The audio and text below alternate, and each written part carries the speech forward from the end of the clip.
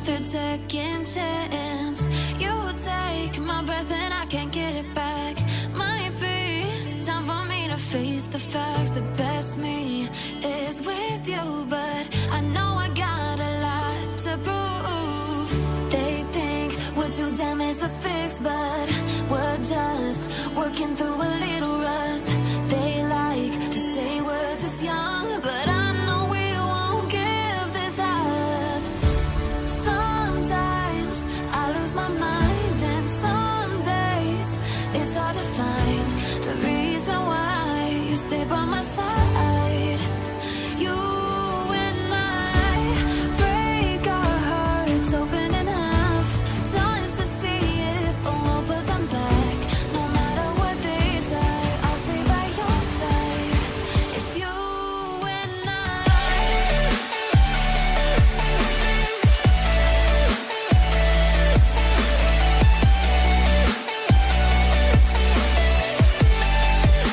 It's you and I.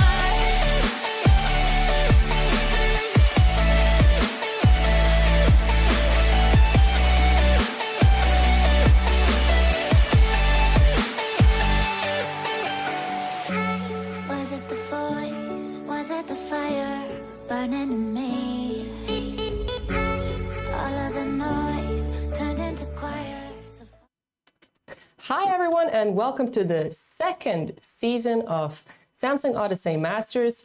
My name is Amy, and with me here today is Marincha, and we will be your hosts for the entirety of the tournament. Hi everyone, we are both super excited to see more than 80 teams fighting for the amazing huge prize pool of 10,000 euros. That's a nice prize pool. But along with the prize pool, we have expanded, and now we have actually 4 regions, divided in 4 regions. They are Poland, Czech Republic, and Slovakia, Hungary, and of course the Adriatic region. From each group, we will see 2 of the best teams continuing to the finals, where they will meet 8 invited teams, and those are Polish Power, The Boys, Entropic, Vicker V, Heat Esports, Grind More, M-Force, and Hall of Game. Amy, what are your predictions for the following season? Well, I think the competition is way tougher than season 1. We have some amazing teams. We'll see how the group phase will play out, but I think we'll see some really good matches. But before we start, I want to thank, of course, Samsung Odyssey for making this tournament possible yet again, and of course our sponsors, PaySafeCard and Visual S. Thank you so much for making this happen. Exactly. Also, check out our official tournament page for all the information about stream schedule, game results, and many, many giveaways. So don't move your eyes from the stream, because you never know what you could win. Exactly. But hey, I can't wait for the matches to start, and I believe everybody is super excited. Viewers, us, and our casters. And our casters for today will be, well, one of them you already know from season 1 of Samsung Odyssey Masters. They're Chunks and Stursh, so take it away, guys. To you guys. Hello there, and welcome everyone. It is going to be an exciting set of games. I think it's more than fair to say. My name is Chunks. Welcome. And I'm excited for tonight's matches. It's the first group of qualifiers. What are you thinking? Hello, Chunks. Hello, everybody. I'm super excited. First time excited to have to do with you this cast. I don't know what to think. I saw some teams like it's going to be good day, good matches. I expect a lot of fun at first place and everything else. Yeah, absolutely. We have a lot of invited teams, obviously going straight through to the later stages, but also lots of fresh faces coming in tonight through the open qualifiers. Plenty of opportunities to get through to the final and get your opportunity to win yourself some of that cold, hard cash. And it's going to be an exciting one. We have 3 Erangel matches coming up this evening, followed by 2 Miramar. I cannot wait to get into the action. It is going to be an exciting set of matchups. Are there any players that really take your eye tonight that you're really looking out for in particular? I saw a lot of familiar names today, but I would definitely say Team Snip. They had some good performances on the international stage. Also, I think the last PCS we have Team Lost. That's, if I'm not wrong, Czech team. I would say they are maybe my favorites in this group, but also, I mean, I can't say nothing now, but there is a lot of good teams and good names. Probably I saw Team Enterprise. I know they play a long time in this lineup. So also Team Kryptova, Senix. I mean, some of the great names here in this lobby, definitely. Yeah, well, how about we take a look over at the team list, see exactly who is going to be taking part in tonight's matches. And I do have to say there are a couple names that I am familiar with, and obviously quite a few that I've not come across before. Teams like Snip, Enterprise, maybe even 404 Era have to be a couple of the favorites coming into this one. But it is an open qualifier. There are so many opportunities to surprise here. So I'm excited to see whether there are going to be any teams that we're maybe less aware of that could come into this and do some big things. I do recognize Team Gravity, actually, so maybe keep an eye on them as well.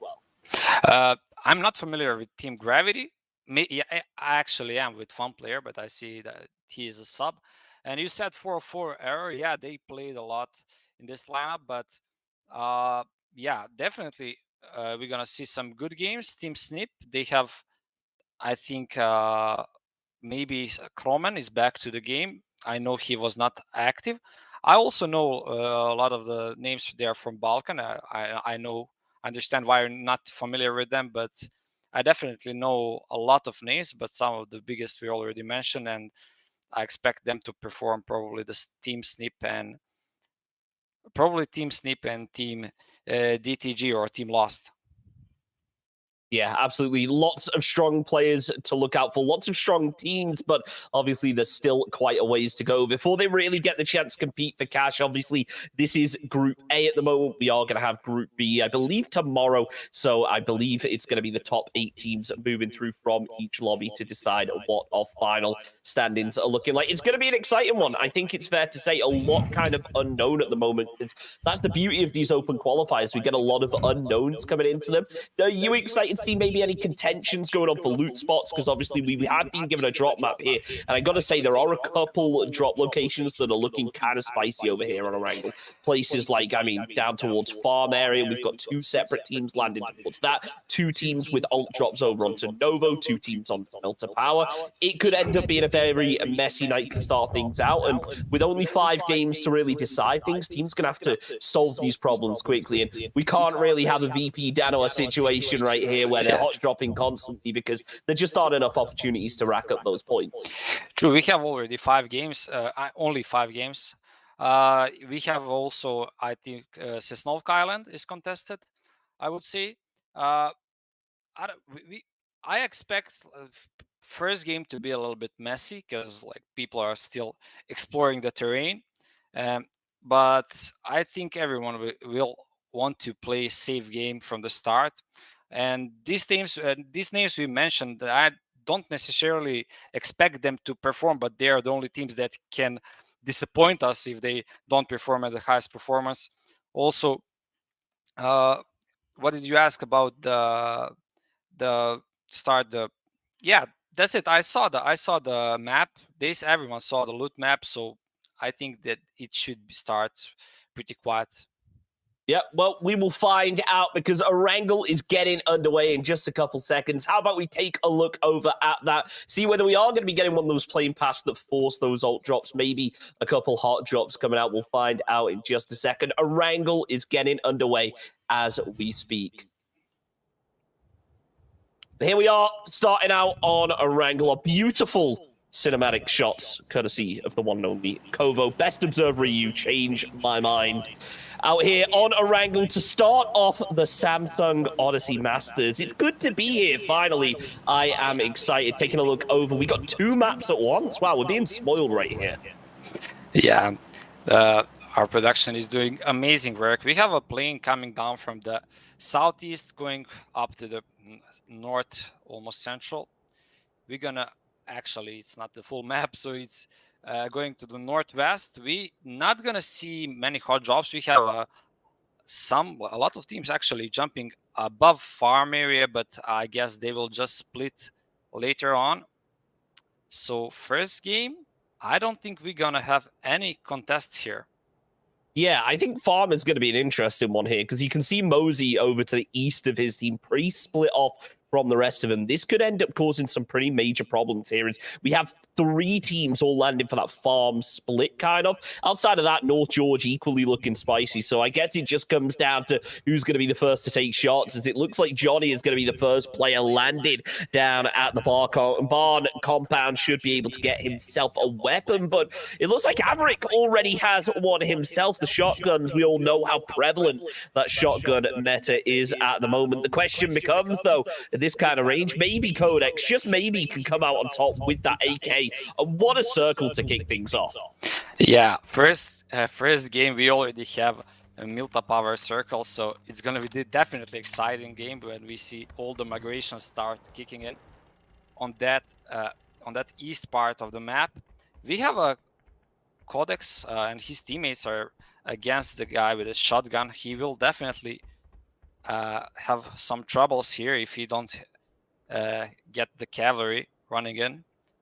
Yeah, absolutely needs to be very cautious right now as Codex just going to be holding that window. He's got himself the 4x for the M4. Are we going to see some close quarter M4 action? We'll find out soon enough, as it looks like Kizo are going to be leading the charge. AK in hand, shotgun at the ready for that closer range engagement as Team Vision start to work as a unit now, sweeping together. They have the info, know that Averick's going to be up top somewhere. They just don't know exactly where he is right now as he pulls up with the shotgun. Going to be holding the staircase. Greslow is so far away. He can't really provide any support. In come the players, but no, not peeking the doorway yet. Yes, they do. Kitsko goes down, followed by Woes. Beautifully done there by Averick. He hears a third player coming through, but hasn't been able to find himself the line of sight just yet. Confirms the flush first, as you would in a 1 versus 3 situation. Salvage himself 2 points, and now Team Gravity just closing in to shut this down. Johnny's got the side angle, and surely it's all over here.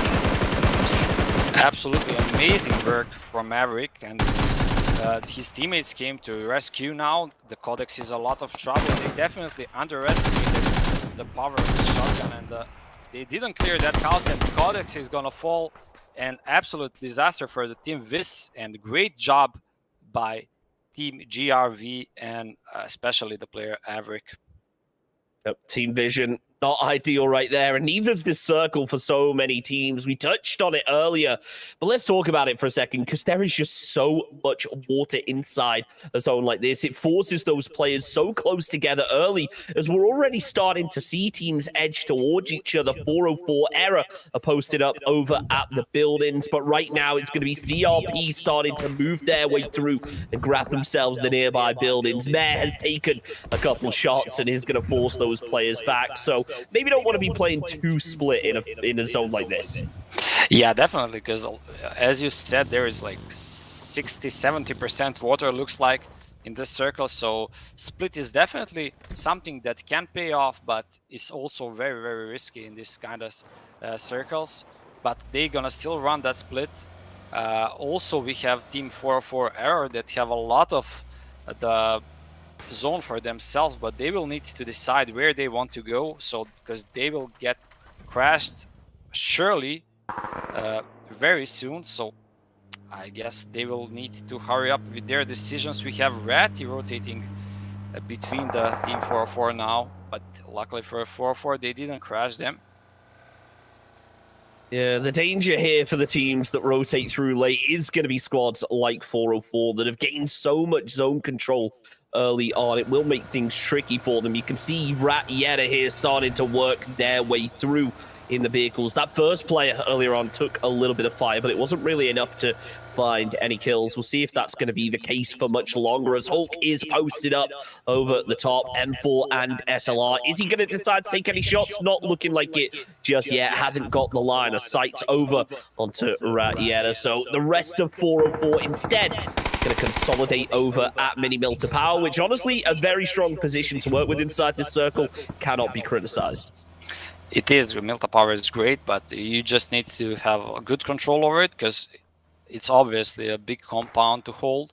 So if they need to split accordingly, but we're gonna see actually 2-2 split on 4-4 error, while the other teams are now rotating and migrating towards the circle. We still have a couple of teams, quite a few teams actually, outside the zone, and we're gonna maybe see the first crash here. Definitely starts to look like that. Smolliser, nice little spray over there onto Squinzy to take him out of the vehicle. Beautiful headshots connecting, going to confirm that kill as well. That's the first kill point of the game to Ratieta. Impressive for them to get that on the board, as now it just becomes a case of momentum. If you get yourself a kill early, it makes it a whole lot easier to get 2, 3, 4 more kills going into the later match. Once you just start feeling yourself. Let's see, though, how Mosey's feeling as he heads close in towards Gravity. Obviously, the final player left up from Team Vision. Not really in an ideal position here, but if he can silent roll that vehicle up, then, well, he's in a playable position for the foreseeable future in a zone like this. Yeah, but I'm pretty sure Team GRV heard that vehicle, or did they? They could hear maybe Mosey pulling up on this. He is in lots of trouble here. If he loses that bike, he will be trapped here forever, because I don't see him getting out, especially because Team GRV, I think they heard him pulling up. Also, we have a team coming from the Team Snip coming from the west side of the map. They will take probably slower approach. Team as good as Snip, they can just take a slower approach in this kind of lobbies, because that's the team that can win fights on the edge. We know the teams on edge can farm a lot of kills if they are good teams, and they have definitely some of the good fraggers. Nixia being one of them. Nixia is a great fragger, as I hope he gonna prove himself here again. Yeah, absolutely. Team Snip, such a strong roster when it comes to that fragging power. The question becomes now, what can they do? Because they're against, in a couple seconds, one of the strongest squads in the lobby in the form of Enterprise. They start to move their way over the ridge. You got to be nervous. Are we going to see two Titans clash head-to-head this early on in Samsung Odyssey Masters? You'd surely think not, but maybe it's just a sign of the excitement to come. Yeah, definitely. And I mean, big brains think alike, so we could see good teams clashing early on. Also, the trap for the teams as good as Snip, EP, and the rest of the good teams is it can happen something unexpected in this kind of lobbies with newer names, let's say, air quotes newer names, because they think there is a way the game is supposed to be played, but in the qualifiers it's usually a lot of surprises, and we're gonna see if someone is gonna catch some of the good teams off guard. We have Paco here trying to deflect this rotation of Lost. Lost, we mentioned, it's a good team. They may find the no, actually, yeah, he found himself in a lot of trouble, and the problem is he can't get in the car now. Oh, you think he'd be able to get out of it? Surely he can. There we go. Just about enough room. That was nearly a very awkward way to go right there for DTG, but he is going to remain in it, as Lost should be relatively strong right now in this position. Obviously, it isn't ideal if it pulls down to the south, and we should probably touch on that being a possibility right now. Novo is still inside of the circle. It's a slim chance, but there's the potential here as Impact are actually going to be heading towards that Novo bridge. It may work out in their favor if we get a really awkward circle to kick things off. I don't know if there is potential to go Novo. You think there is a chance to go Novo? It could. That would be crazy. I believe. You believe or you want? I believe. I'm wrong this time, but it's still a good circle. Look, we can't play this one down. It's more than half water right now. Every team is going to have to crash into this. This is the equivalent of like a phase 4 circle right here with the amount of land that's actually playable. And, well, it's an open one at that.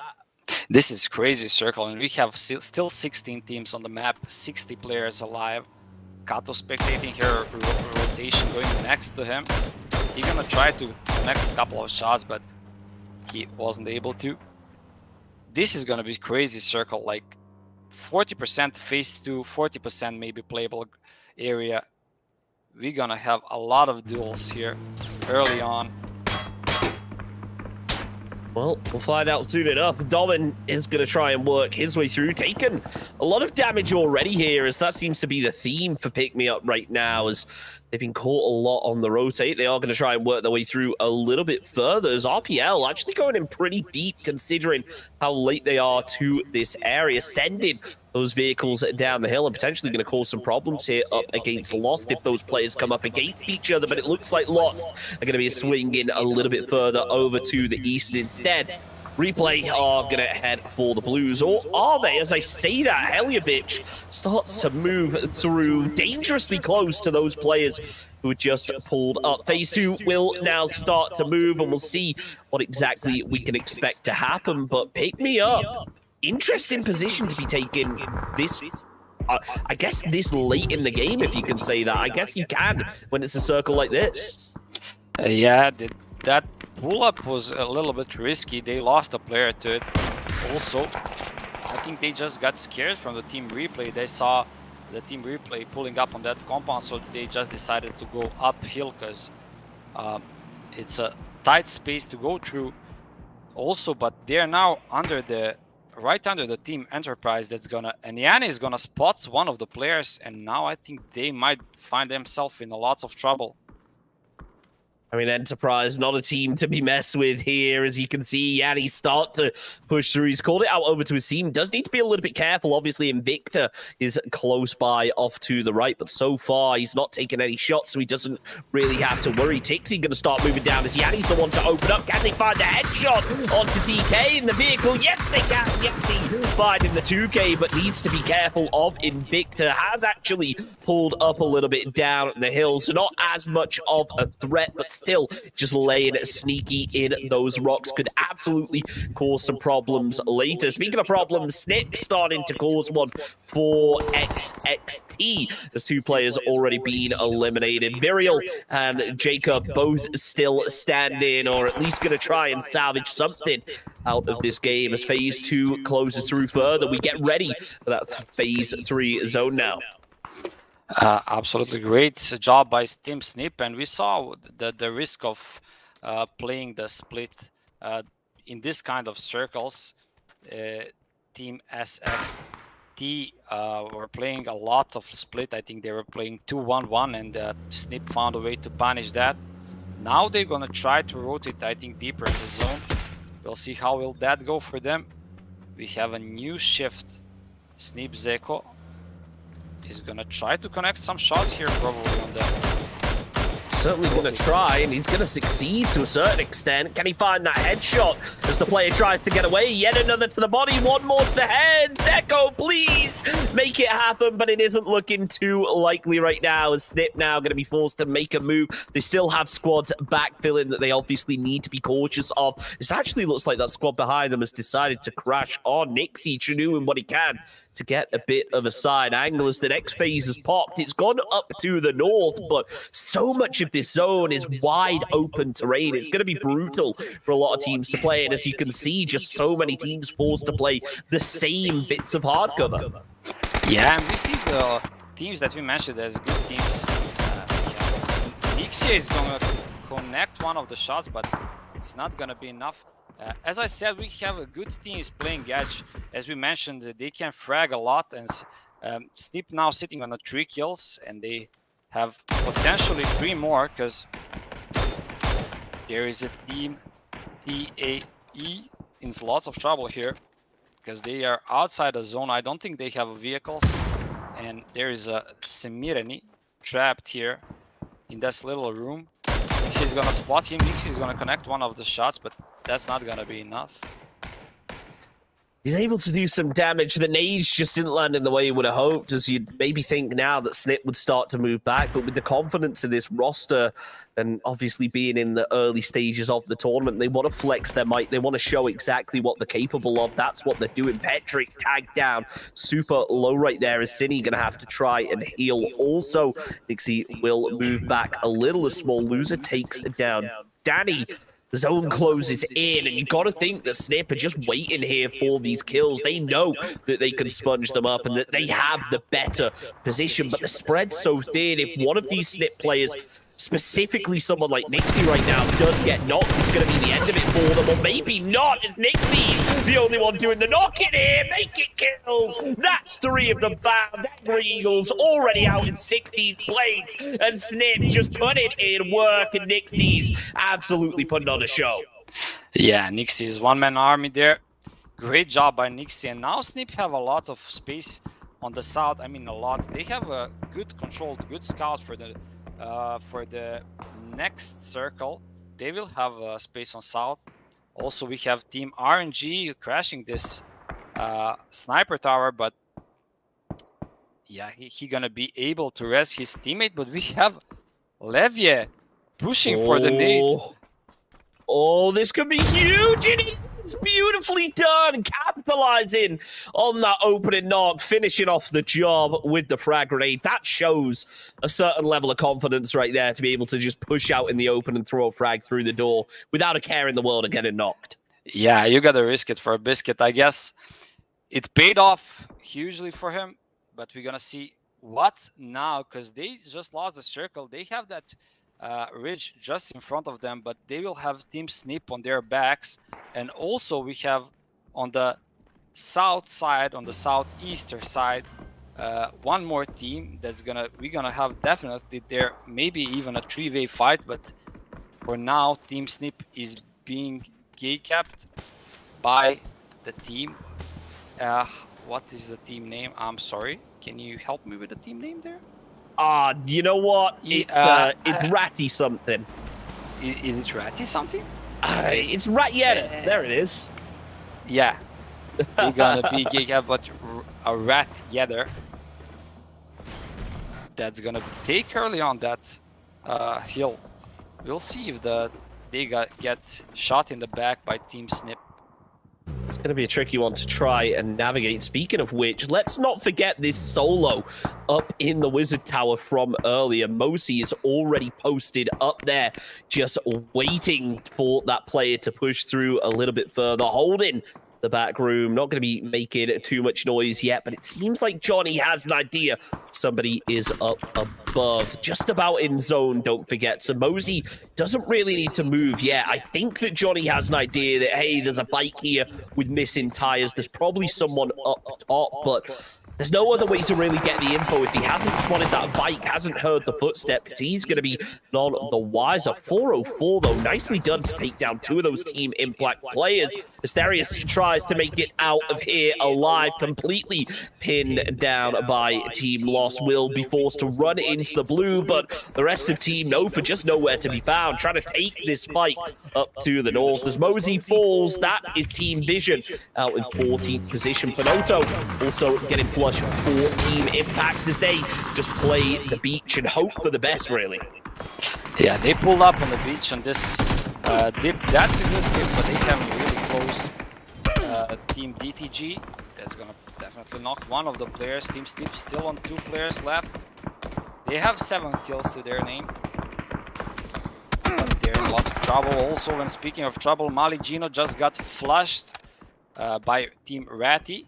DTG here looks like they're farming kills. They have only 1 kill, but good job for them for keeping the edge control here. They're gonna have Team Snip right in front of them, while 404 Error is chilling in the zone. Really nice game for the Team Error, but they don't have lots of kills. No, you know what? It's a tricky one, isn't it? Especially in a zone like this. It doesn't matter, you know, your position sometimes. It comes down to the luck of the draw and who's going to be crashing you. Right now, though, it looks like Snip are in some serious trouble as the fire starts to come through. Mudas is there for 404 errors. Sure, they've only got 1 kill, but they have arguably the strongest position in the entire circle. They've got high ground, they've got a lot of walls there for defense. Sure, it's likely that a lot of teams will crash onto them, but it's about coming out on top of those crashes, saving that utility for when they do happen. Trafiq gonna try and look out now to take down one of those team snip players, but looked like he was actually only able to land 1 shot. He's only got 5 in reserve here, so maybe needs to be a little bit more sparing when it comes to using that SLR ammo. This ecstasy goes down in 12th. It was Snip who managed to finish off the job, but to no avail as they go down in 11th. Not going to be getting themselves any placement points as Ratieta, well, they need to be careful as their vehicle spins out. CRP, so much fire came the way of Ratieta, but no kills were found. Yeah, Ratieta, they pulled up that little dip. I mean, they didn't pull up, they spinned out, but they're gonna find themselves a good little ridge to play. Also, Team Snip eliminated on 10th place. They had some kills, that's okay for the zone like this. I think they can be satisfied with that. Also, we have a push by Team GRV here, and they're gonna be eliminated. Team Gravity eliminated on 10th place here. We have 9 teams remaining, 30 alive. 404 error finally getting some kills. They're on 3 kills now. Even though they are not fighting a lot of kills, they are doing a lot of damage and causing a lot of problems for the teams around them. Definitely, they can't move freely around the Milta Power.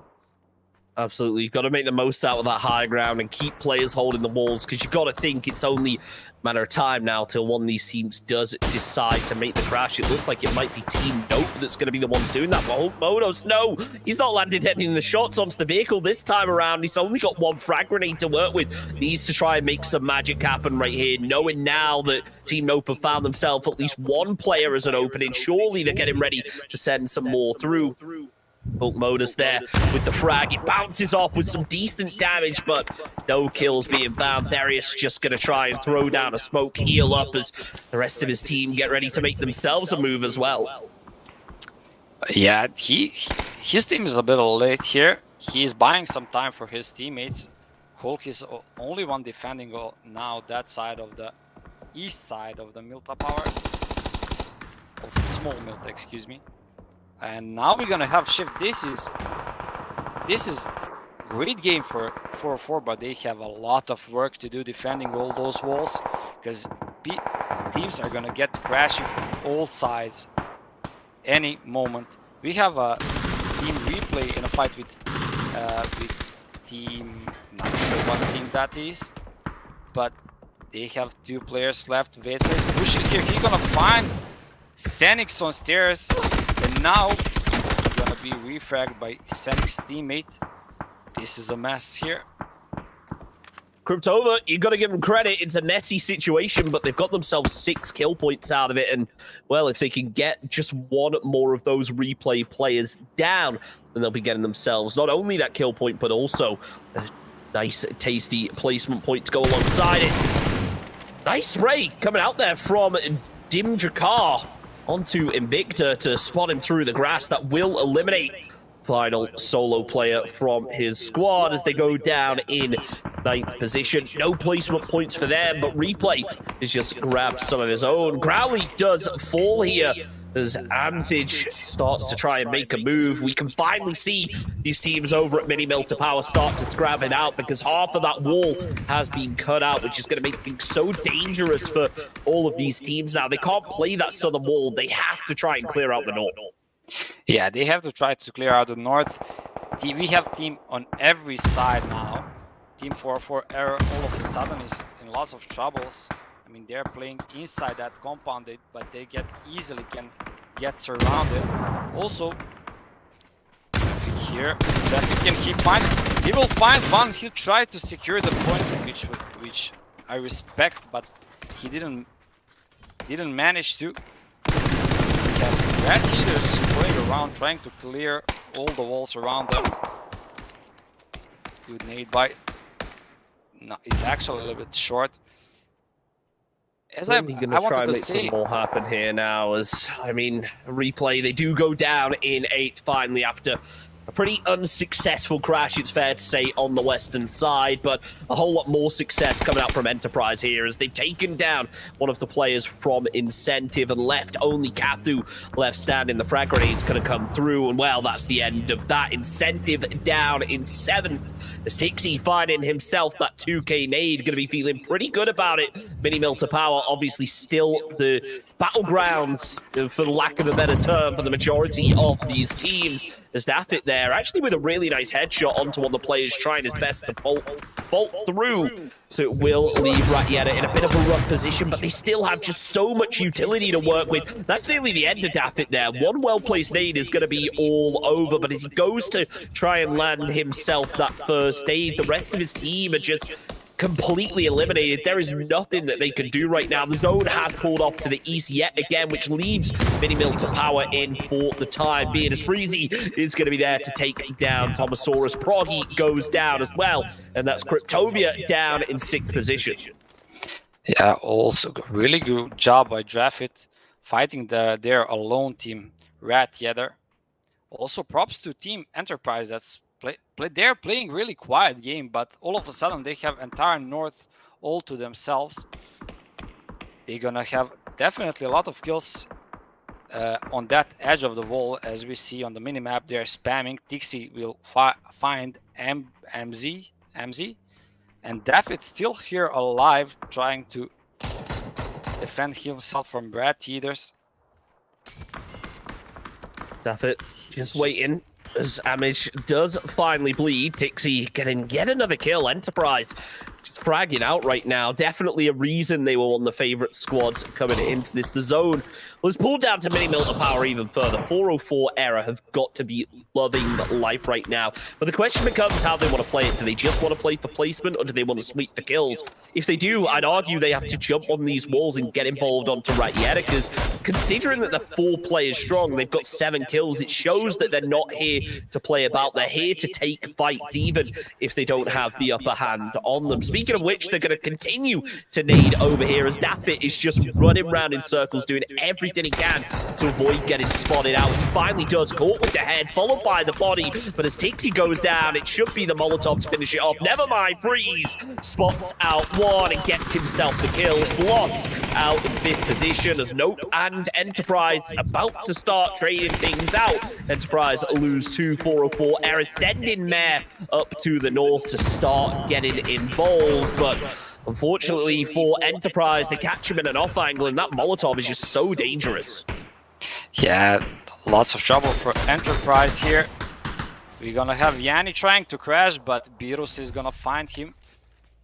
And we have now 3 teams left. We have one Snake Falco trying to get something out of this game, something more for his team. And we have 4 versus 4 fight here between Ratieters and 404. They know about Pavko. They are trying to clear him out so they can have a fair fight against the team 404, but they are not able to for now. Mare will do a lot of damage on Pavko, but not enough. Pavko is gonna survive on maybe 10% of HP. Certainly will. All right, nearly ends up flashing himself. Shoots over at the dead body. No, that's not the one he meant to shoot for the player who's alive. Beerus maybe took those notes a little better. It takes down Pavko. It leaves things as a 4 versus 4 fight over in Mini Milter Power. As 404 Era tries to get themselves a bit of a flank. They send Freeze up top of the crates, but there's only so much high ground that you can really gather. I think both teams realize it now. It's going to be a fight for the wall, as Phase 8 is pretty much just over to the east of that wall. It means that Phase 9, obviously being the dot, is really going to be out in the open. So it comes down to both teams being able to play this wall as long as possible. All that utility is being used at this point, but Small Loser with a position that I can't say I've ever seen play before. I didn't even know there were sandbags up on this roof. This could work out well for him. With that zone closing through, it's going to force 404 Error into this position a little bit more. Sure, they're going to be able to get themselves an opening up, but you can see as Nade tries to return the fire. Beerus goes for the swing, and it might just work out as Louis goes down as well. It's all down to Nade and Small Loser as he pops up, takes down Freeze. Beerus isn't able to do any damage. Beerus, though, still spamming through. One tap headshot onto the player to take him down to low HP. Needs to get the heal off as 3 players now remain from either squad. It looks like Ratieta going to try and make it 4, but no. The player up top is spotted. Freeze goes down, so does Blue. Both players flushed out. It's a 3 versus 3. Mari watching over the top, just waiting for Small Loser to go for that peak, but not going for it just yet. Needs to get that first aid off. It's times like this where you just wish you had a frag grenade, wish you had a Molotov. You know exactly where the players are, but there's nothing you can do without the line of sight. It's Nade taken down to 1 HP right there. That was a close call. The Spear is going to go for the swing. You can see Thomasaurus Rex with the spray, tries to make the most out of it, but that's just not enough. Unfortunately, didn't catch the player out in the open and only started shooting once he got over to cover. Goes for the peek over the top, but Beerus has been able to spot it out. Now Mare with the peek takes down Small Loser. That's the first player falling from Ratieta as they're left with only 2 up. The smokes start to come down, and 404 Error, they start to get more and more zone control. I think they have a read on both these remaining players. It's all but over for Ratieta unless they have some insane aim they're about to bust out. Doing the great job, but I think this game looks like it's over for them because they got surrounded. There is a Hulk going for an angle. Actually, sorry, that's Beerus, and Beerus is gonna find one, and it's only Thomas left. Can he do something to go big? Clutch? No, this is gonna be 4-4 game. Really impressive game there from 404 Error.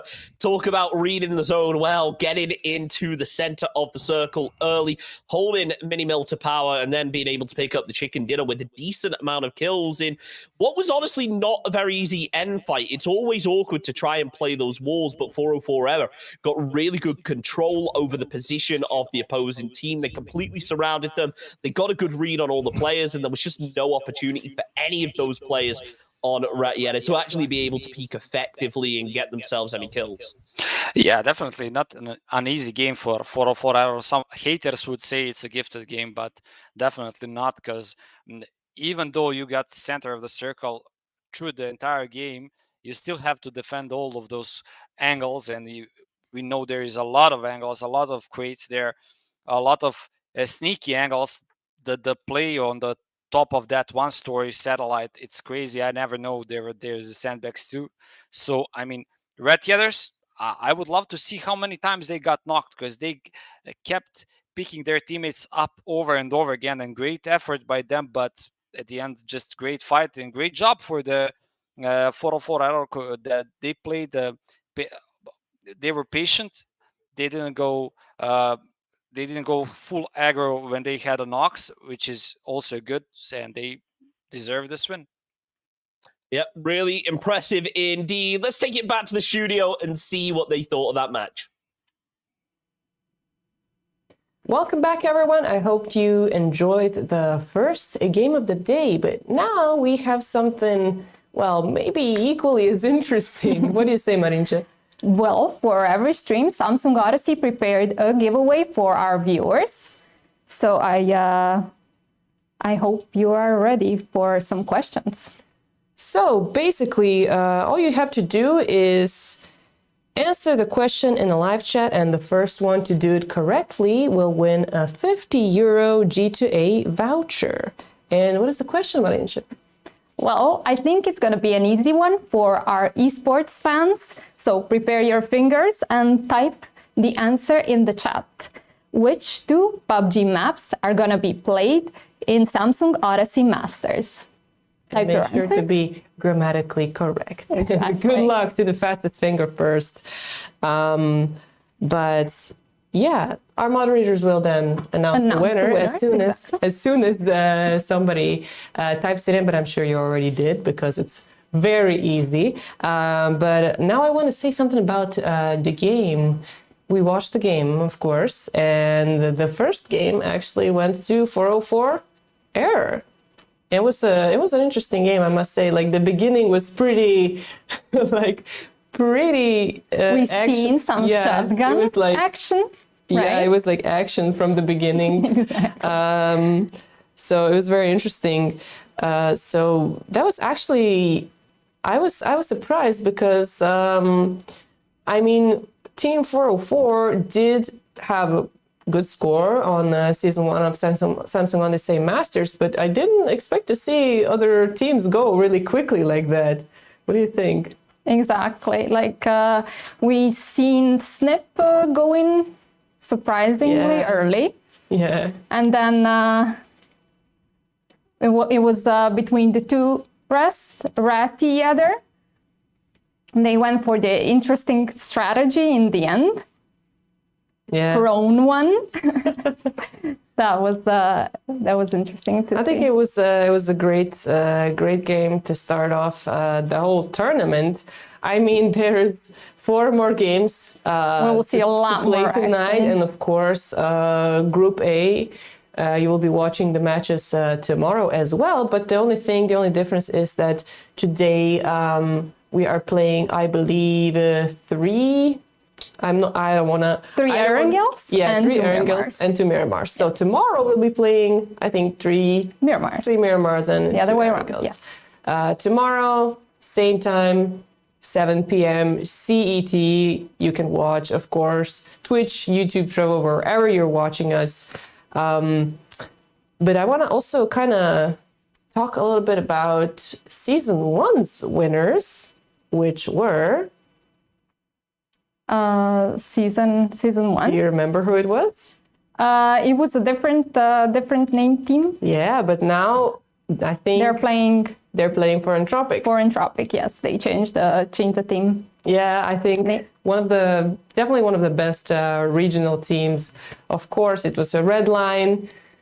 Everybody knows. I mean, everybody knows Team Red Line, and now they're awaiting us in the finals. Of course, Being invited. We'll not be seeing. Yeah, they were invited just like the other teams. Actually, another team was. Their name was TLD, The Last Dance, and on this tournament they will be Hall of Game, so we'll be seeing some action from them too. There's just like a little recap from season 1, but without further ado, we'll go into some commercials and see you in a couple of minutes.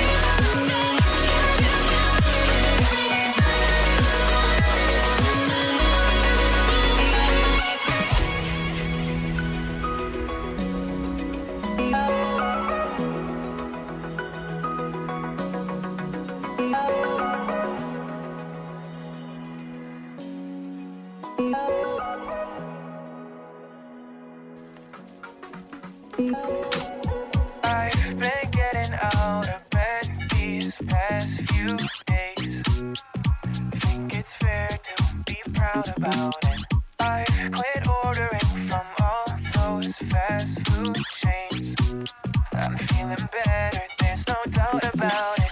And my days are brighter, my shoulders are so much lighter. Just for a moment there, I thought that there was nothing more to life.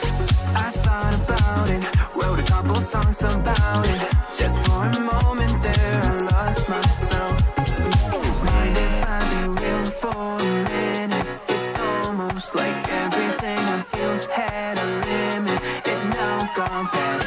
Finding reasons to smile and to laugh, and whenever it's a bad day, music is my band-aid. Well, game number one is down, and what an impressive win coming out from 404 Era to be able to take that, getting themselves the position early, but being able to defend it, which I got to say is something a lot of teams have struggled doing when they take a position like mini mill to power. It ends up being so many crashes that you're just not able to really make the most out of it and get kills. But that's something that 404 Era did extremely well. I'm excited to see exactly, you know, what kind of stats we can pull from that, whether they have just insane damage from being able to farm that high ground, or whether it's just a solid amount of kills that they were able to farm in the last like 2 phases, it felt like. Yeah, they did a really good job, and the decision to not be greedy, and they were like, okay, we're gonna let other teams crash the outer walls, we're gonna go back inside, bunker ourselves, just save the numbers for the late game, and they did amazing job doing that, because if they try to defend all of the walls, all of the other walls, they will lose player one by one, and it would be a disaster for them. So props to them for playing the smart game, and at the end they had decent amount of kills. Yeah, credit to them for being able to play it slow enough to let other teams kind of take care of each other. So that was impressive to see. Let's take a look over at the leaderboard after that match and see how things are stacking up. And, well, it's not really any surprise to see 404 Era just steaming away with that lead. 15 kills and a chicken dinner to kick things off. 25 total points, but credit to teams like Ratieta, Enterprise, Snip, who managed to pick up some serious points even without being able to get that chicken dinner. Specifically Snip, 9 kills and not a single placement point. Yeah, Snip did a great job, and that's what makes these teams great, because when they have zones that are really hard, they can always play edge, fight for the kills, and that took them to the 4th place on our leaderboard, which is a great job considering they had a really, really bad zone and rough entrance to the circle. Yeah, absolutely. Let's see if any of these teams are going to be able to switch it up. I definitely have my eyes on a couple of squads like Gravity and all those squads down at the bottom that haven't been able to pick themselves up any points so far. Of course, 4 more games still to go tonight, so hopefully they can start making those changes soon enough. Fingers crossed. Let's see if we've got any interesting stats that we're able to pull up, any kills or damage, see how things are looking over on that front. And right now, Beerus, 8 kills in one game. That is just a flex and a half right there, especially with Frigi also in 4th. Yeah, great job by Beerus. Props to him. Props to Nixia that had great clutch there. Very nice job by 404 Era. I didn't know they had 15 kills. I expected like 12 maybe, but 15, that's amazing. Yeah, absolutely. It's always exciting to watch teams not only just get themselves a good position and get a couple lucky circles in a row, but being able to actually make the most out of it and pick up kills. Obviously, alongside kills, you've got to be getting that damage. That's something 404 Era did just an amazing job of right there. Over 1,300 damage coming out there for Frigi, but he's not the only one. There's 3 of the 4 players out there in the top 5 in terms of damage. Yeah, I mean, 1,400 damage in the first game, that's amazing. In one game, that's amazing. And his teammates, almost 1k damage. Insane game. Also props to Yanni that had some great shots, and also Ensnane. I'm not sure. I probably butchered his name, but I'm sorry. But great job, guys. Great job. Great job indeed. You said it. Game 1 was an exciting one, but we still have 4 more to go. Game number 2 getting underway right now. Let's hop over to Erangel for match number 2 of the evening. Yeah, we're gonna have straight 2 teams going for the north. Jump straight away. We may see the contest because this plane is a lot of teams are not going to be able to jump to their loot spots, so we may have we may see some chaos early on. We're gonna see if the military island is contested, because I saw on the loot map it could be. It's not gonna be this time, and even though I thought we're gonna see some contests, looks like it's gonna be pretty calm start of the game, except that tornado energy, all tornado energy split around farm. I call it tornado energy, but maybe just there we're gonna see some early action, but nothing else. Yep. It's going to be interesting to see, as a slow late game usually ends up meaning a slow early game, I should say, often leads to an even more exciting late game. So who knows? It might be a sign of things to come. And this is one of those zones where teams have to take a bit of a gamble here. Does it go south or does it go north? Obviously, I think most teams are going to gamble on the north with just how much land is in it. But there's the potential here of a hard shift come phase 2. True, there is potential, and as you said, they will need to take a little gamble here, except that there is a team that played the Navi split or the West Bridge split. We're gonna have Noddy here. Is he pushing Shaya Papaya, or he doesn't know that Shaya is here? The Angry Eagles, he have one player here. Noddy is gonna bail. Looks like he realized there's open doors on those houses. He realized there is someone, and he gonna bail, which is a smart move by him, because he have no info whatsoever about that player.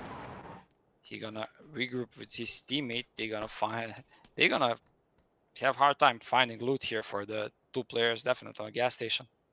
Yeah, I mean, he's got himself away to safety for now, which I guess is a bit of a relief. But with the split that team actually have going on, it's not beyond all reason that Petric and Shaya Papaya could potentially try and crash this and take those players in a bit of a pinch. Obviously, Noddy and Finoto staying pretty close together, so it shouldn't be too much of a threat, but it's still something to keep aware of, I think, especially if you are one of those teams that's maybe going into the VOD review thinking, how can we switch things up? It's just about putting yourself in almost less risky positions at times if you are really trying to play for that late game instead of just fragging out and going for kills. Yeah, we have Nixie running out of the Pochinki very, very early on. He's gonna try to find one of the Eagles. He have 6-time barrel. Looks like he doesn't have even a DMR, but I'm wondering if the snip is gonna do what Liquid is doing usually. They find one weapon and they just send it across the bridge. At least they used to do that. Now I don't think the snip is gonna do that, but Nixie is definitely interested in finding kill here on the Rakia.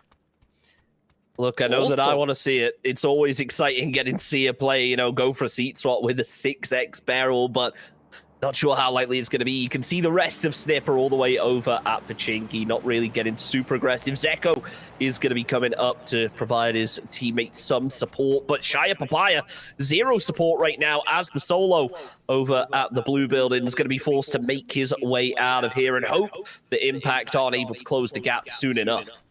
Yeah, they're being surrounded. Nixie is getting close to the Rakia here. Rakia have no idea that Nixie is pushing him. You're gonna definitely be surprised if you don't hear him. Also, there is one of the... Yeah, Snip Zeko is baiting for his teammate. Rakia is probably gonna expose himself here. Or is he? He's suspecting that something is happening. He knows player crashed now. And Nixie is gonna try to push him, but they don't have much info. He hurt him here, or did he? He tries to nade the bottom floor, but he is actually on the first floor. I mean, it's not a case of lacking info right now. You can just see that Rakia just going to try and chill up top, throws down a pre-nade in the hopes of connecting, but it just wasn't enough, unfortunately. Snip being able to do a lot of damage there. Zeko with the SLR, nicely done, but the nade is going to follow up. All it needs to do is land kind of close. They'll be able to find the kill, but no, Rekka has been able to get himself the heal off as more damage actually able to connect. Zeko ends up nading his own teammate as the Molotov comes through. It's all over. Rekka's out of it, but oh no, Nixie nearly taking a little bit of damage there. Needs to be careful, heal up, but thankfully there should be some meds over on that body for him, as so many teams going for these blue buildings right now. What has just happened here? It felt like just a second ago there was a solo and 2 players, and now there's just 3 squads all fighting for these blues. Yeah, I know that Otto and his teammates, they pushed the Shaya Papaya player, but they grouped up here, and Ratty Eaters, they just crashed also for this fight. So we're gonna have some 3-way fight. It's gonna be probably very confusing. He found a shotgun. Ooh. Always exciting to see the shotgun there as the Angry Eagle will start to really take this fight in their hands. Only 1 player going to be left standing from Ratiera as he tries to get himself, actually 2 players now, so they got themselves the rock for cover. Really not ideal, but Team Impact obviously starting to move their way through as well. Have these players in a bit of a pinch. It's not ideal for either of them. Equally so over on the east as Team Replay now making a crash onto Gravity. Johnny taken down low as he tries to work his way around the back. Jakar taken down so low right there. Must be on 1 HP at the most. Yeah, Johnny is gonna find Halilovic here. He's not gonna heal. He's trying to... Reslo is still not helping his teammate. He will try to get the angle. Johnny find 1 more kill. They are giving him 1-by-1 duels, which is perfect for him. And now there is Sheki and Vetsa left in this prior house. What can they do? They are surrounded by Team Gravity now. Team Gravity is gonna find out very soon where the rest of the players are, and it's tricky pushing that house. I mean, Prio, it's really hard to push. Snip was able to push it, but they committed a lot of utility, and it was only 1 player. But 2 players holding those stairs, it's really, really hard for push for Team Gravity also. Absolutely, a lot of teams having trouble right now with these rotations as Phase 1 still not completely closed. It feels like we've been in it for a while, just waiting to see where that Phase 2 ends up going. I know I want it to pull down to the south, no matter how slim the chance really is. Incentive doing what they can to hold the high ground as Noddy is there to finish off the Angry Eagles. Shaya Papaya is down and down. TAE go in 16th position. Not going to be getting any placement points, but you've got to give them credit. They've got a good few kills out of that match, so it's not a complete write-off for them. Yeah, they didn't go out without a fight, so props to them. Also, like, wouldn't expect the previous game we had, I would say, 60% water, even more maybe, and we had 60 or more players alive in the Phase 2. Almost Phase 3, and now we have 54 players left, and also there is 1 more team joining this fight. It's got to be rough here if you're a team like Impact. You think that maybe you're going to have to deal with 1 or 2 players at max, but instead you end up dealing with multiple squads. It's actually Fats there that's able to land the M16 shots to take down Malagino. As Hunted will try and get himself the second. Knows Noddy's position's going to be working alongside Danny to try and catch him in a bit of a pinch, but doesn't know exactly where that player is going to be using the audio cues to the best of their ability. But Danny, being on the low ground, hasn't got the info. Hunted does, lands the shots, and down goes Noddy. That's Team Impact out in 15th. Does Phase 2 get him ready to pop in about a minute? Are RNG going to get third party again? No, it looks like this compound has finally calmed down a bit. Yeah, it calmed down. I mean, we have 2 teams already eliminated. It's not even Phase 2 yet. We're going to have Team 404 rotating straight into 2 teams on that Raptor road. I don't know if they're going to actually go for the Raptor road or look like they're going for the Moonrock. Anyways, they will end up in one of the teams. Sasu here will pull up, try to connect some shots, but it's not going to be absolutely trying to drive by. Rizia is covering his teammates from the seat 2. He switched seats. He's thinking maybe about pulling up, but that would not be smart. Definitely here, he will just proceed with the rotation here. Yeah, 404 is just going to continue moving away. You can't really blame them for not wanting to take this fight, but it actually looks like Team Nope maybe do. They're sending the vehicles down. No, they're just pulling over into the compound instead. For a second, just for a second, I thought they were going to try and actually take this Mad Max fight, but it's not to be. Phase 2, by the way, has popped. That's going to start moving in a minute, and well, you can see over on your screen, it's kind of happened. It's the zone I was looking for. It's 50-50, probably more like 80-20 on how this is going to go. Every team is forced to migrate down to the south. I worry, though, about, you know, Senic's team right there. They have that Millie Island under their control. You kind of assume that they make the most out of it, but this time, you know, they've rotated all the players off to the east, off to the north. They're not going to be able to capitalize on that really great position as well as they would have done if they maybe posted up at a bridge or something and rotated into Millie base a bit quicker. Bridge camps were tricky even on the old map when the bridge was without the stairs on the side. Now I think it's even trickier, so I don't blame them for not camping the bridge, because it can be so chaotic even in the pubs, let alone the tournament like Samsung Odyssey League. So I don't blame them for that. It's just sad when you have a military and it's military circle, you think everything belongs to you, so you can't get like, I want this, I want that. You need to decide what you want to hold, what strat you're going to play there. And I think Phoenix and his teams are going to need to make that decision quickly, because a lot of teams are migrating towards the Millie Island now. Also, we have 404 here in the fight with Team Nope still trying to survive. Team Nope, Sasu is going for the swim. Is he left alone here? Did he lose all of his teammates? Yep, all of his teammates unfortunately went down earlier. 404 Error still going to try and find this kill. They've got to be a little bit careful, though, because obviously you can see Black Flood just waiting with that SLR for one of those players to overextend. I'll give 404 their credit here, though. They got themselves a big chicken dinner last game with a lot of kills. They can get a bit more risky with how they want to play things right now. And if this bridge camp works out, it'll get them a lot of points as well. As NL in a bit of trouble right here. Freeze does end up going down. It's actually Sazu, the solo player left up from Team Nope, who's going to be able to get himself the knock.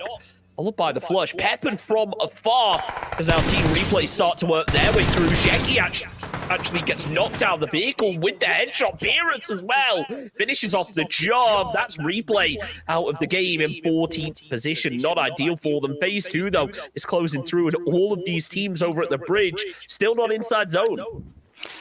Yes, and 404, 4 kills to their name. Very early on, they started strong this game too. That must be a great confident booster for them. Mare and Beerus are just trying to farm these kills because they have troubles crossing the bridge on the other side. They have other team waiting for them. I would say so. Hulk Modus is gonna be knocked here.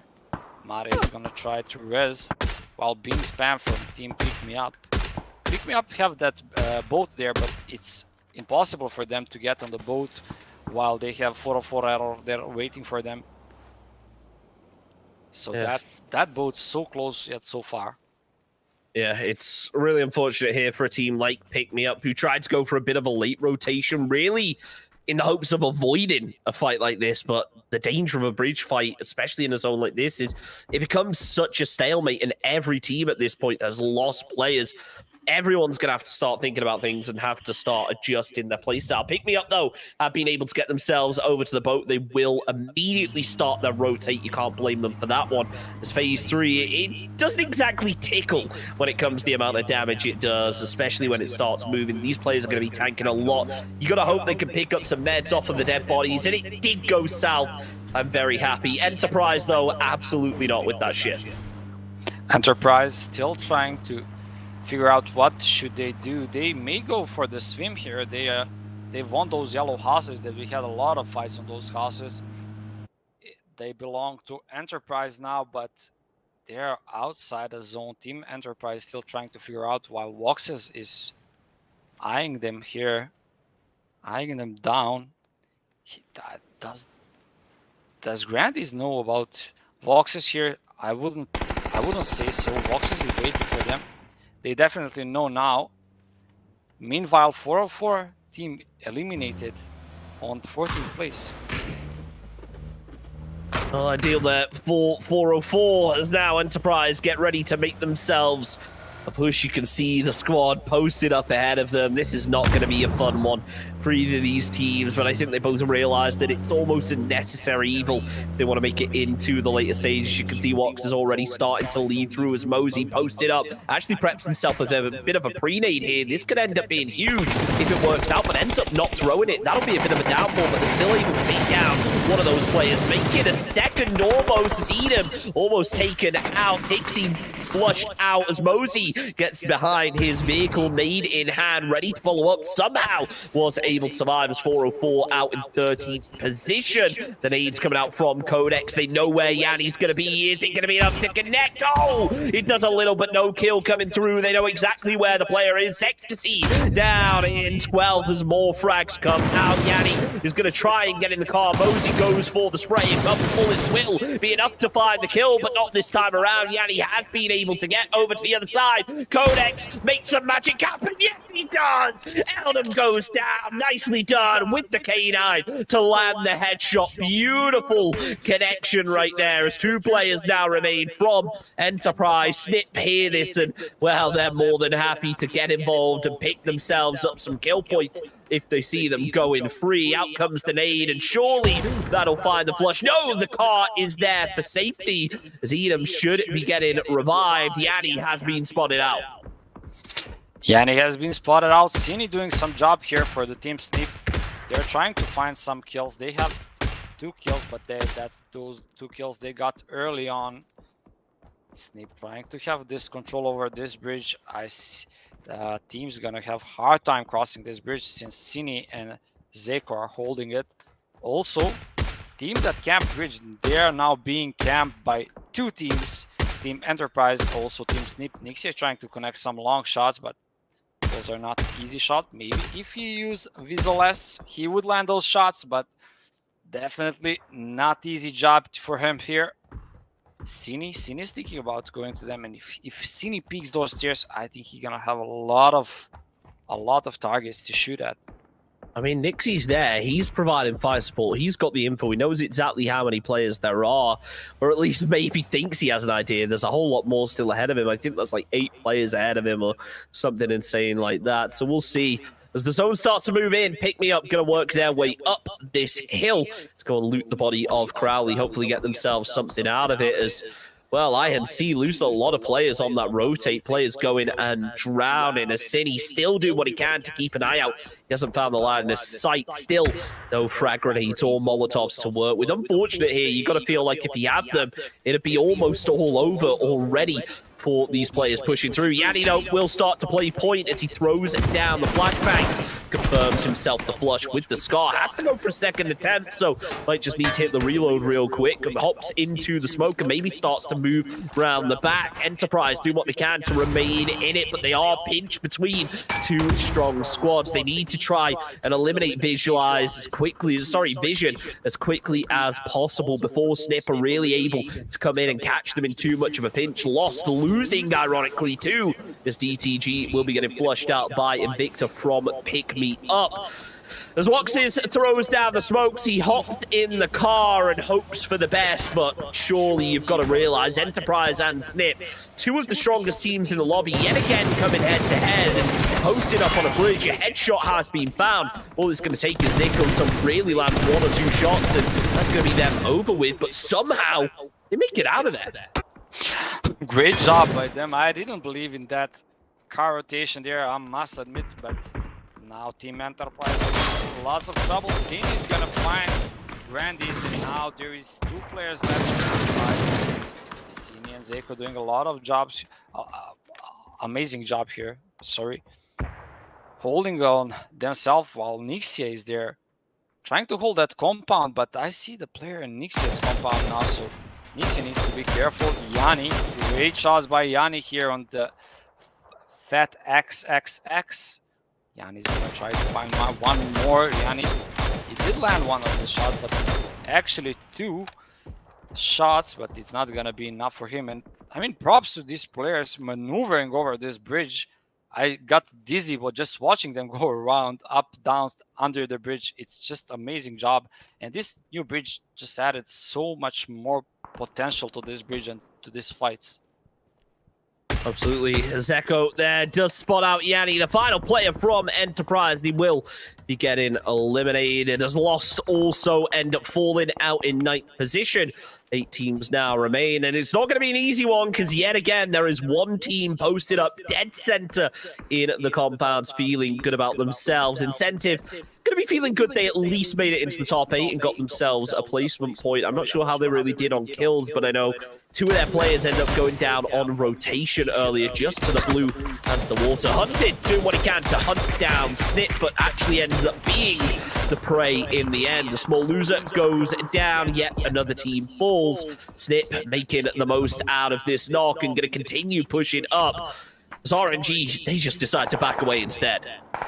Yeah, Snip team regrouped and decided to push the west side of the circle. They needed to go to mid for the one side. Nix is gonna run over the 100 and confirm that kill.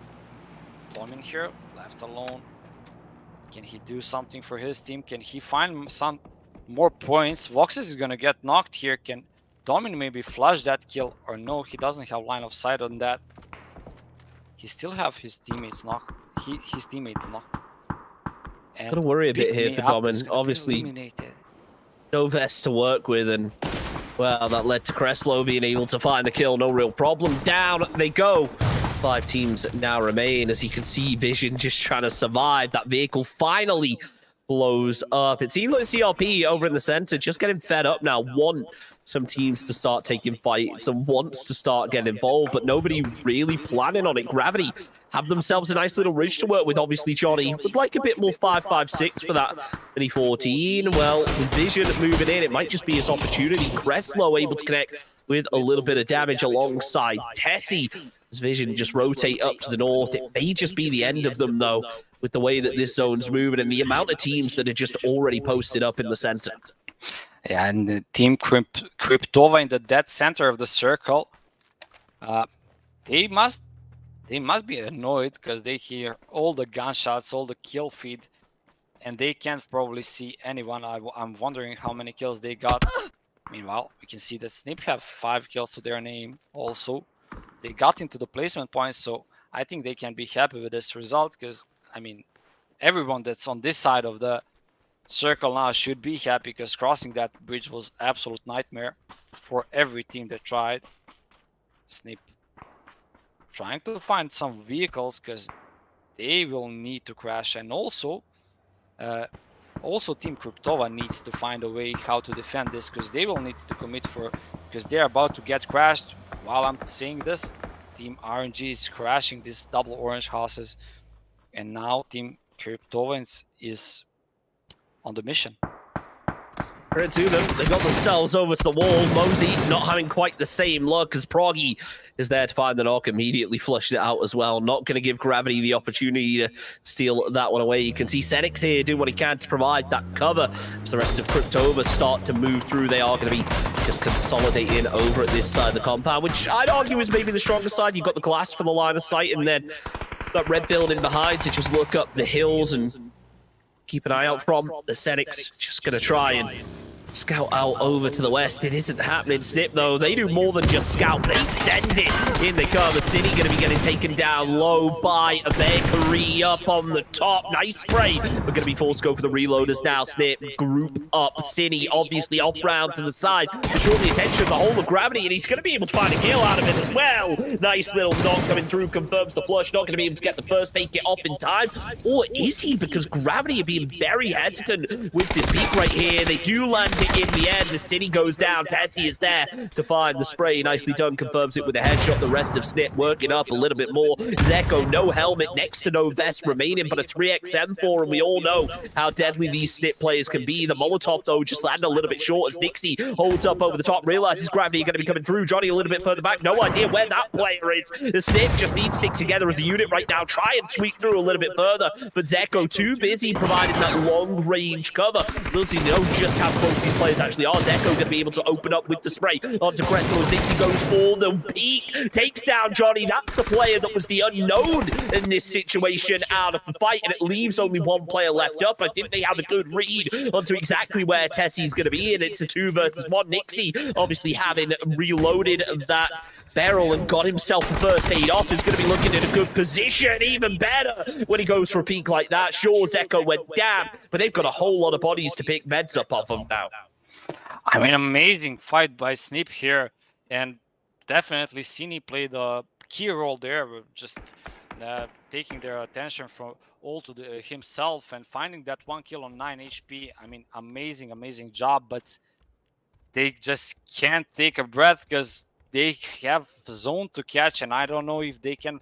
Maybe they have a little bit playable on the east side of the circle. Meanwhile, there is Team Kryptova just sitting at that center. They have 4 men up, which is good enough if they want to win this game. And I think they need to win this game because they have only 2 kills and there is 5 enemies remaining for them. They definitely would love to get this chicken dinner. Snip on 9 kills. Snip fragging out this game too.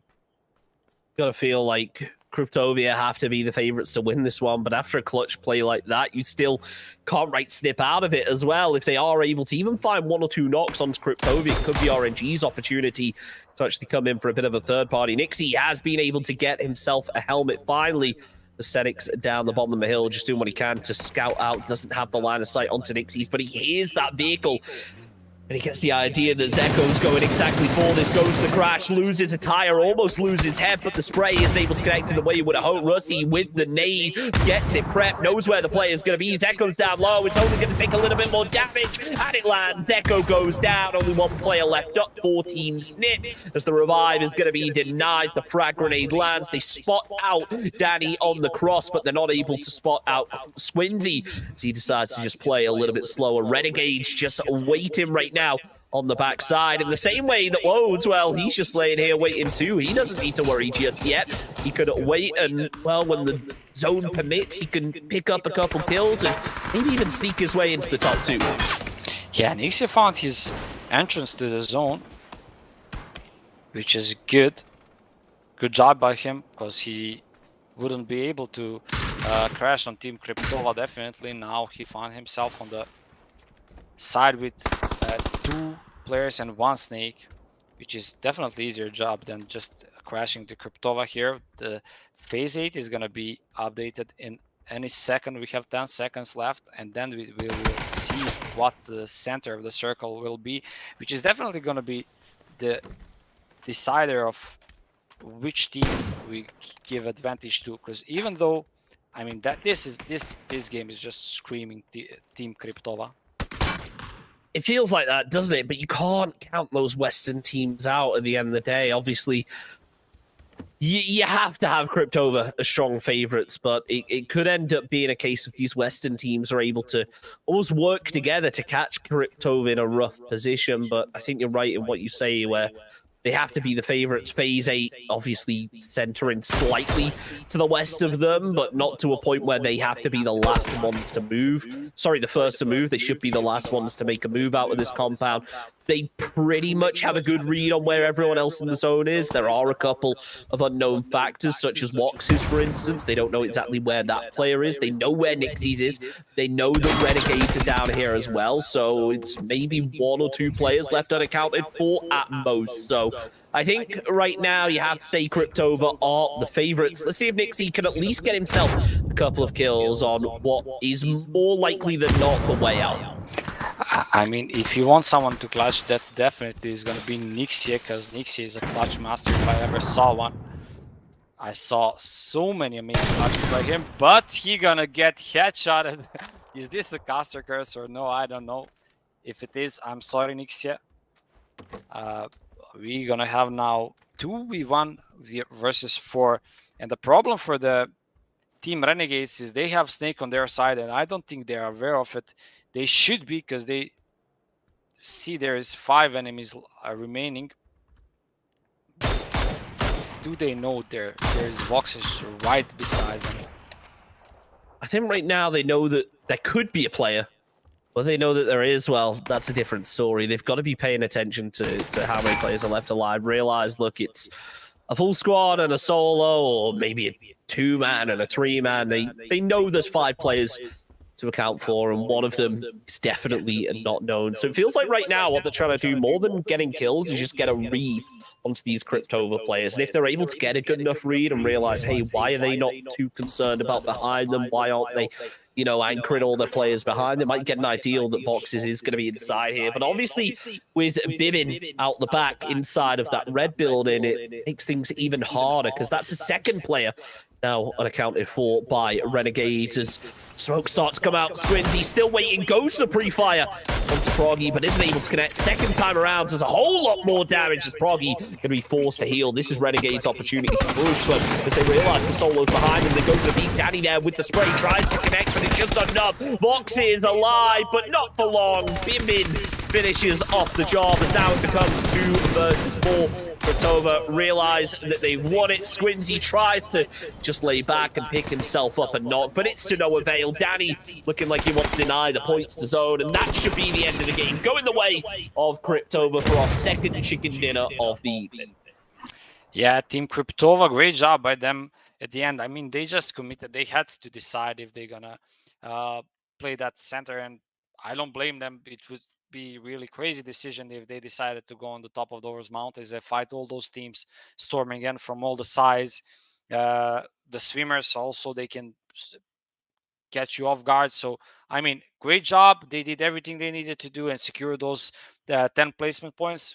Of course, Voxes helped them out at the end, even though he didn't find anyone. He stole the precious time for them, the time when you need to plan where you're going to throw smokes and everything. Voxes popped out and definitely stole their time. And I mean, easy clutch for Team Cryptova at the end. Yep, really impressive. See, that's 2 games now where we've had a team kind of just chilling in a compound and the zone has gone their way. I want to see a team have to fight their way through. Let's send it back to the studio and see exactly what they have to say about that match. Yeah, we'll see. I mean, also,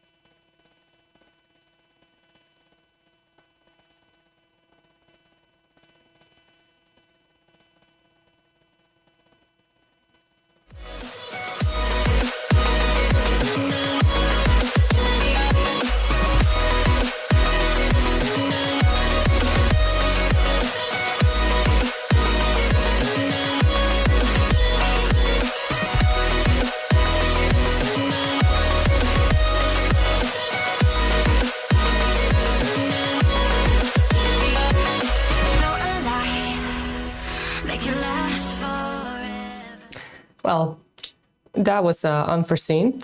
But yeah, we were just talking about the game number 2. Yeah, exactly. Cryptova was standing strong in that circle, and they used their position really well and claimed that victory. That was really nice. I certainly didn't expect that.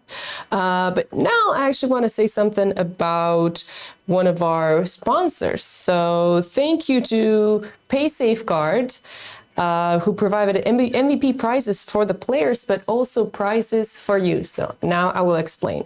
You have to go to our website, www.samsungodysseymasters.com, and find Pay Safeguard Pick'em, where you will enter your picks and, well, maybe potentially win. We'll see. There will be 10 lucky winners, and they will win a €50 PaySafeCard voucher. I mean, multiple vouchers, because there will be a lot of giveaways.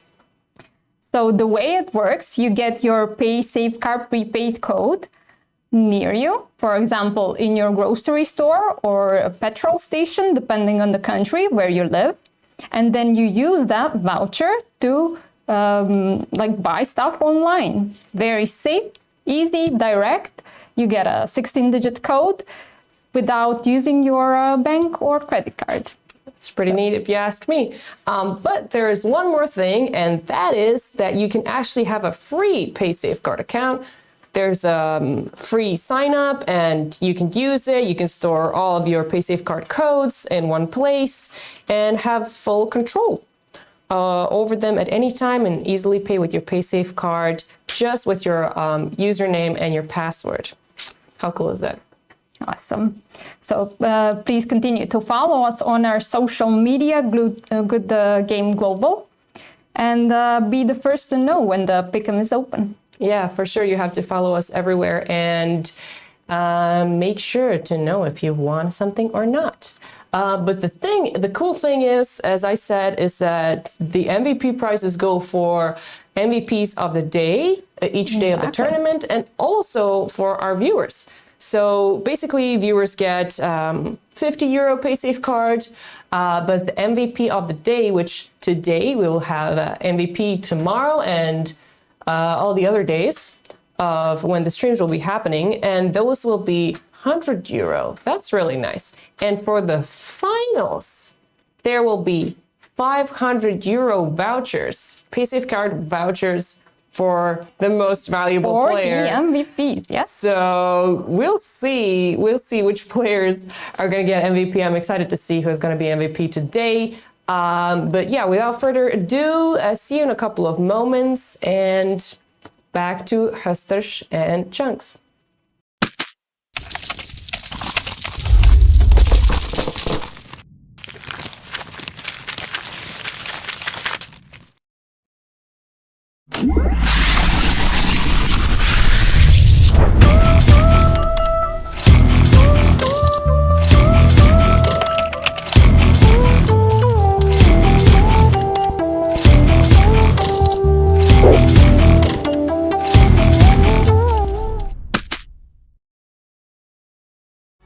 Feeling tighter.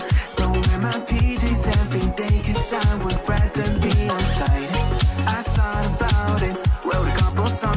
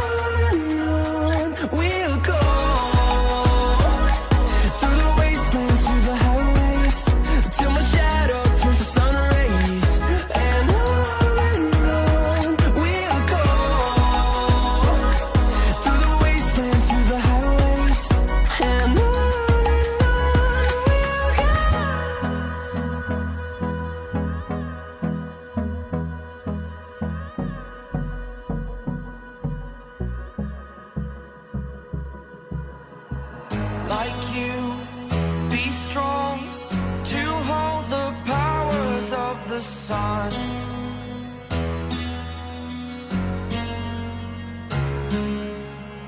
To dream, believe in strength. Now I'm the only one, only one.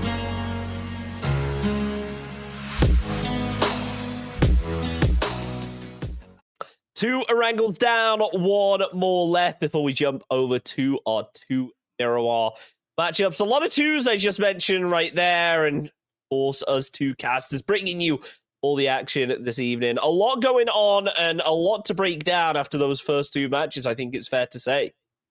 Yeah, a lot. I mean, the two matches we had tricky zones. The first game, it's usually the last game in the day that goes crazy. Some circle, I don't know, melee or this circle. Even though it has big potential to go melee, I think it was bigger chance to go. It was like 60 to 40%, and still it went melee. And I mean, as you said before the break, we had two teams, Dead Center, that won the game from phase 1 to phase 9. It was Dead Center. So, I mean, it's in a way easy job for them, but of course, props to them for defending the compound successfully and not losing the players, which is often, we can see often that people lose players without any reason. So, I mean, props to them, and interesting games. I'm excited to watch. We have one more Erangel, then we have Miramar, two Miramar. So I'm excited to see what this game, and of course Miramar. Yeah, let's take a quick look over at the leaderboards after our second game. See exactly how things are stacking up. And right now it's 404, Error off in the lead, but Snip have just been fragging. There's no other way to put it. Sure, they've got themselves 4 placement points, but 18 kills, that bumps them all the way to second on the leaderboard. Yeah, 80 kills. Great job by them. And if they just keep doing this, I mean, they will definitely qualify, which is expected from them, of course. But for 18 kills in 2 games also, I mean, Team 404 Error have 19, but 404 Error had 15 kills first game. So they found 4 kills this game, but Snip 18 kills. Amazing job. And also Team Cryptova with on the 3rd place. I mean, we as expected, the leaderboard, definitely. Yeah, it's interesting. I think it's surprising because a lot of the times when you're in, the first round of a qualifier, you often get 1 or 2 teams that even after game 2 don't have any points. But it shows the caliber of these squads when everyone has themselves at least some kills on the board. Speaking of kills, let's take a look at who's in the lead in terms of kills. And Beerus, after that first game, is going to be leading things. But Nixie and Cine both looking to close that gap. Yeah, they're looking to close the gap. Also, Yanni again there with 6 kills, and Small Loser. Nah, not so loser. He have 6 kills too as Yanni. I mean, good job by these players. We're gonna see how much damage these players done, and if the situation is the same. Frisia still on the first place with 1400 damage. I mean, the situation didn't change a lot since the previous game. He had like 1390, if I recall. Mare 1000 damage, Beerus 1000 damage, Nixia also. They're all around that 1000 mark. Only Frisia had that huge first game, and that takes him to the first place of the leaderboard. Yeah, really impressive to see from all of those squads. And I'm excited to see who's going to be the next to shine, because it feels like both games so far, we've had different teams shining for different reasons.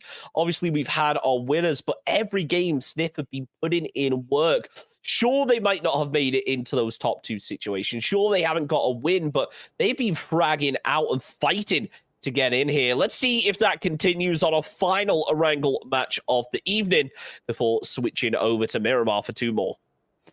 Yeah, and we're gonna have again very rough plane path. A lot of teams are gonna be crashing or at least fighting for the vehicles. We have north around that mansion area. We're gonna have 3 teams running there also, just trying to find vehicles. It's gonna be a rough circle. Maybe even one more melee game. We're gonna see that any second.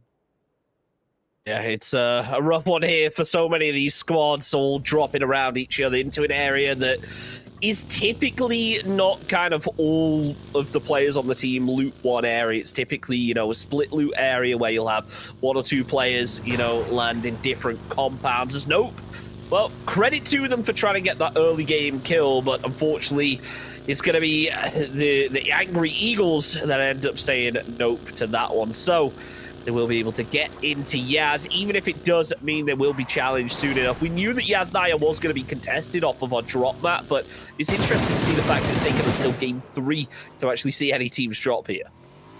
Yeah, Yasnaya can host definitely more than one team, and if they decide not to fight, they can definitely do that. But as we can see, I mean, they're just not spreading it evenly, so we may see a conflict early on between these two teams. Also, we have a new zone, center shelter. We have Team Enterprise really close to the bridge. Also, we may see the bridge camp. They could be camping the military team, which is the team that won our previous game, Team Kryptova. I would say, if I'm not wrong, Team Kryptova looted the military. Correct me if I'm wrong. Also, we'll see how the team that loots shelter decides to play this, because we have one more team really close to them, and they may decide to just pull up on shelters, which we can see very often. Yeah, we'll find out soon enough, as, I mean, things are surprisingly slow, dare I say it. That's what we said last game, and, well, it didn't exactly end up ending like that, with so many teams end up crashing those southern shacks, really. 4 squads, I think it was, end up fighting there earlier. Hopefully, we don't see the same result again, but I know there's definitely a part of me that wants to see that mayhem early on in the game. But right now, no, it will just be a bit of a slower early game. I am worried about the splits that both these teams are rocking, though. Obviously, the Angry Eagles surrounding that solo Note player in these apartment buildings, and then the same being said down on the south of Yasnaya with that solo Angry Eagles player causing some problems out on his own. Also, yeah, these apartments are very, very tricky to push, even though Amzi is alone here between 3 players, 3 enemy players. There is Crazy on the other side, surrounded also by 3 enemy players. So we very likely are going to see the conflict early on between these two teams. Pavko is just trying to regroup with his teammates. Amzi still very close. They must hear each other on these buildings, if I'm not wrong. So Amzi just trying to find some way to escape this situation. You have a shelter fight right now. So Amzi is going to be able to get out of here, group up with Pavko, but right now, not really too much to speak of. Things a little bit slower in this early game. I say that, however, look at this. Ratieta already going to start moving their way through over towards Ecstasy, as you can see. Viril just watching out, pre-firing across, trying to land the sprays, but not having any success with it, as the crash looked like it was going to come through in the end, though. Ratieta do decide to move away, maybe just flexing to a certain extent, saying, yeah, we could push this if we wanted to, so how about you just leave and we'll let it all end nice and friendly. It's lucky for them. They are playing split. They are running the split 2-2. It's lucky for them that they didn't get crashed. Also, the 4-man on the LMO compound, I'm not sure if that's going to work, because they can lose vehicles very easily. But as I said, people like to pull up on shelters. Also, I'm wondering how Snip is not on shelters, because Snip used to loot shelters. It's probably when they just let Team Redline, ex-Redline, loot shelters. Progi here knocking Johnny, but he gonna confirm this kill. Very likely he's showing us some nades, but it's not successful, and the teammates are pulling up. The cavalry is coming, and they're gonna try to get their teammate up. Progi here on the tree. Is Proggy just going to be playing this hillside, maybe in a bit of an off angle here? I almost feel like, and this might just be me as it's kind of a caster here and not actually playing the game. But I almost feel like Proggy was maybe in a good position to actually play down at the bottom of that tree, allow Gravity to make a push, and maybe set up a bit of a trap instead. But it seems like Cryptovia are going to be safer now in their buildings as Gravity get themselves a revive, get themselves third party as well off from the west. This isn't ideal for them at all. Yeah, Proggy maybe just wanted. Proggy was not sure if he have some more teammates, Team Gravity. He was not sure how many players are there, so he tried to flash with nades, but those nades were not very effective. He just threw them, I feel like, without aiming. But we move on. Team Viz here pulling out on Disruptor Road, very nice position. They can scout a lot from here. They can have a lot of information also, but look at the north side of the map. So many teams rotating around. It looks so messy.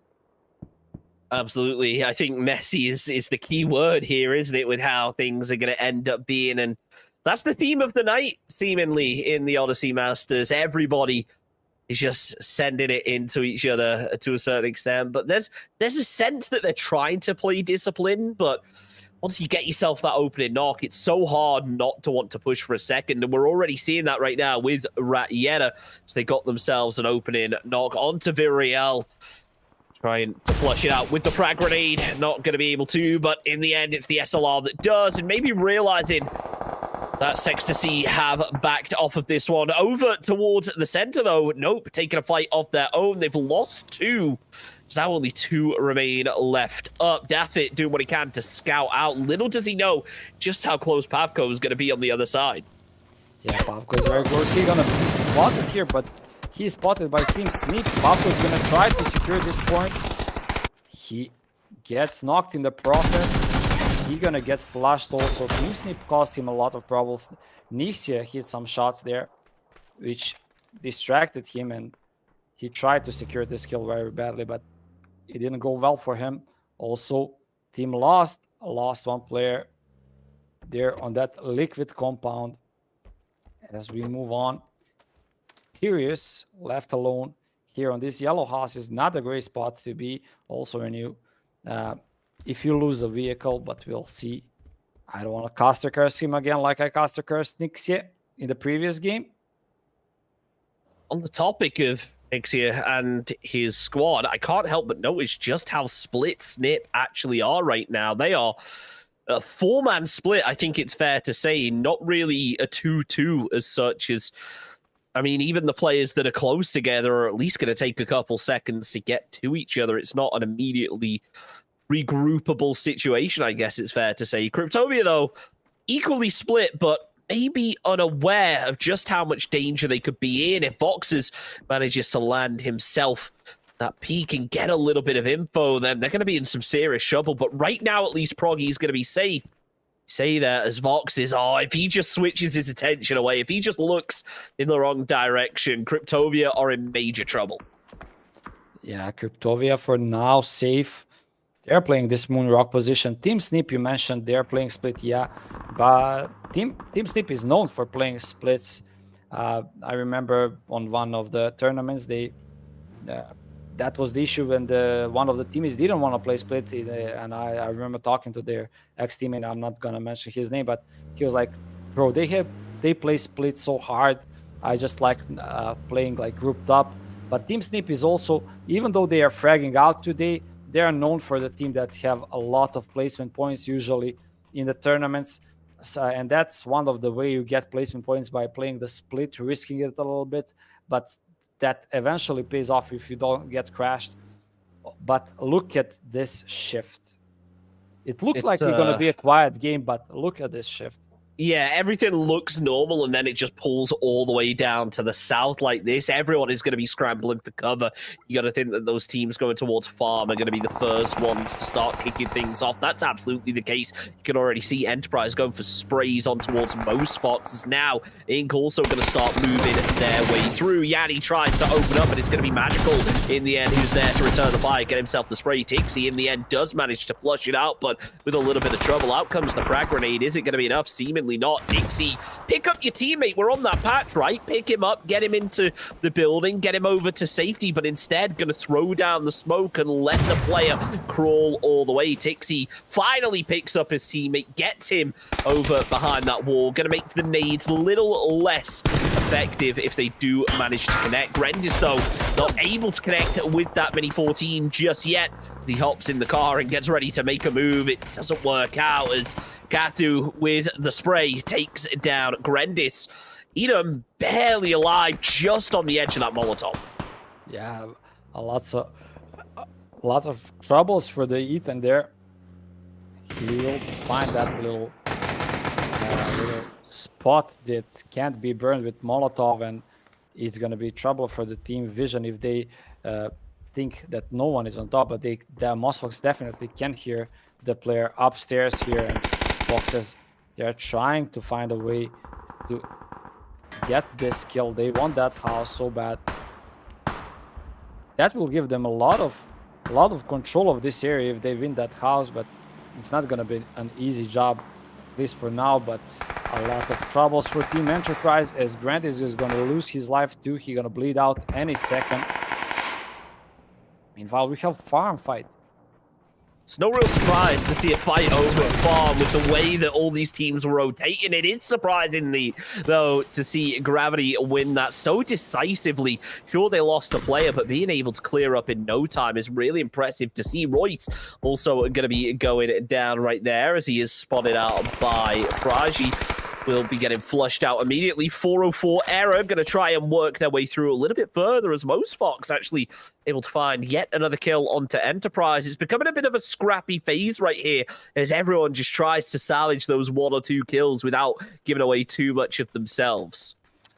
I must commend Team 404 error. I didn't expect them to play this confident. I know them as confident players individually, but this confident, it looks like they're playing in this roster forever, but which is not the case. I know the old 404 definitely have some changes in this roster, but they're playing as a unit, and they will find 1 more kills. Phoenix, after the great game, he will lose his life in phase 3 of the game tree. Not such a great start for Team Kryptova. After that game, they have only 1 kill and 2 players left. Snake is occupied by 3 teams. Team Snip found themselves an entry on the south side of the circle. That shark fin compound, and also that new, not so new pier there, and they will be definitely happy with that spot since they have no one behind them. They can clear everything in front of them when they decide to. Also, Team RNG have a really nice spot there. They have a lot of information from that spot. Right now, though, I think for the majority of the teams, it becomes a case of, okay, is there anything free? No. Well, if there's nothing free, which one has the least people in? Which one's the easiest to crash? I think, teams like 404, like Replay, are in a good position to try and get themselves compounds. They are free to a certain extent, but they've got to expect to be getting crashed and backfilled by those teams that are maybe seeing their vehicles and thinking, well, how about we just let this team ahead of us go off, do some work, and we'll just clean up the fight. We'll see, though. Pick Me Up, not going to be one of those teams as they get ready to start a fight of their own. The Angry Eagles off to the west. No line of sight has been found between the 2 teams. I do worry for Pick Me Up as I've seen a 3x and a 2x on SLRs right now. Not exactly equipped for a long-range battle, I think it's fair to say. That's definitely fair to say, but here we have a team lost. Team that I expected more from. Oh, it's only 2 games now, but 3rd game they lost a player. They have 2 kills, but they may find some more kills as Team Pick Me Up are pushing into them. I'm not sure if Team Pick Me Up knows about the players of Lost are here. They will maybe find some entry knock any second here. Lost opens up. It's Invicta, though, that's able to get the opening kill. Nicely done as Tien throws down the smoke to try and get his teammate back up. The frag grenade's going to be following over the top as well. Down goes one as Ramirez confirms the flush. Lost are just going to be hopping in their vehicles, trying to get themselves over to safety. You can see Pick Me Up pushing through a little bit more aggressively, as they do manage to spot out one of those players going into the shack. Trafaic is going to be remaining inside of it as Mosey managed to take down that other remaining lost player. There's only one left. Pick Me Up. TK rocking the Bison. Not something we see too often in competitive, I think it's fair to say. It's fair to say, I mean, the Bison can be a laser sometimes. So, I mean, in hitting someone in the legs, he'll also do the multiplier on the SMGs if they didn't change that. So, Bison may be a good gun. We'll see. Team Lost, though, I was speaking about them. They definitely look lost, as no pun intended. But, I mean, maybe I just expected too much from them. Maybe they don't feel this lobby. Also curious here. He's gonna find one of the players of SXT. And look at this shit. Now the lots of team are gonna be crashing around those hills. They're gonna be furious. What a clutch against Team Sextasy. Great job by Tyrius finding those 3 kills and eliminating Team Sextasy on the 15th place.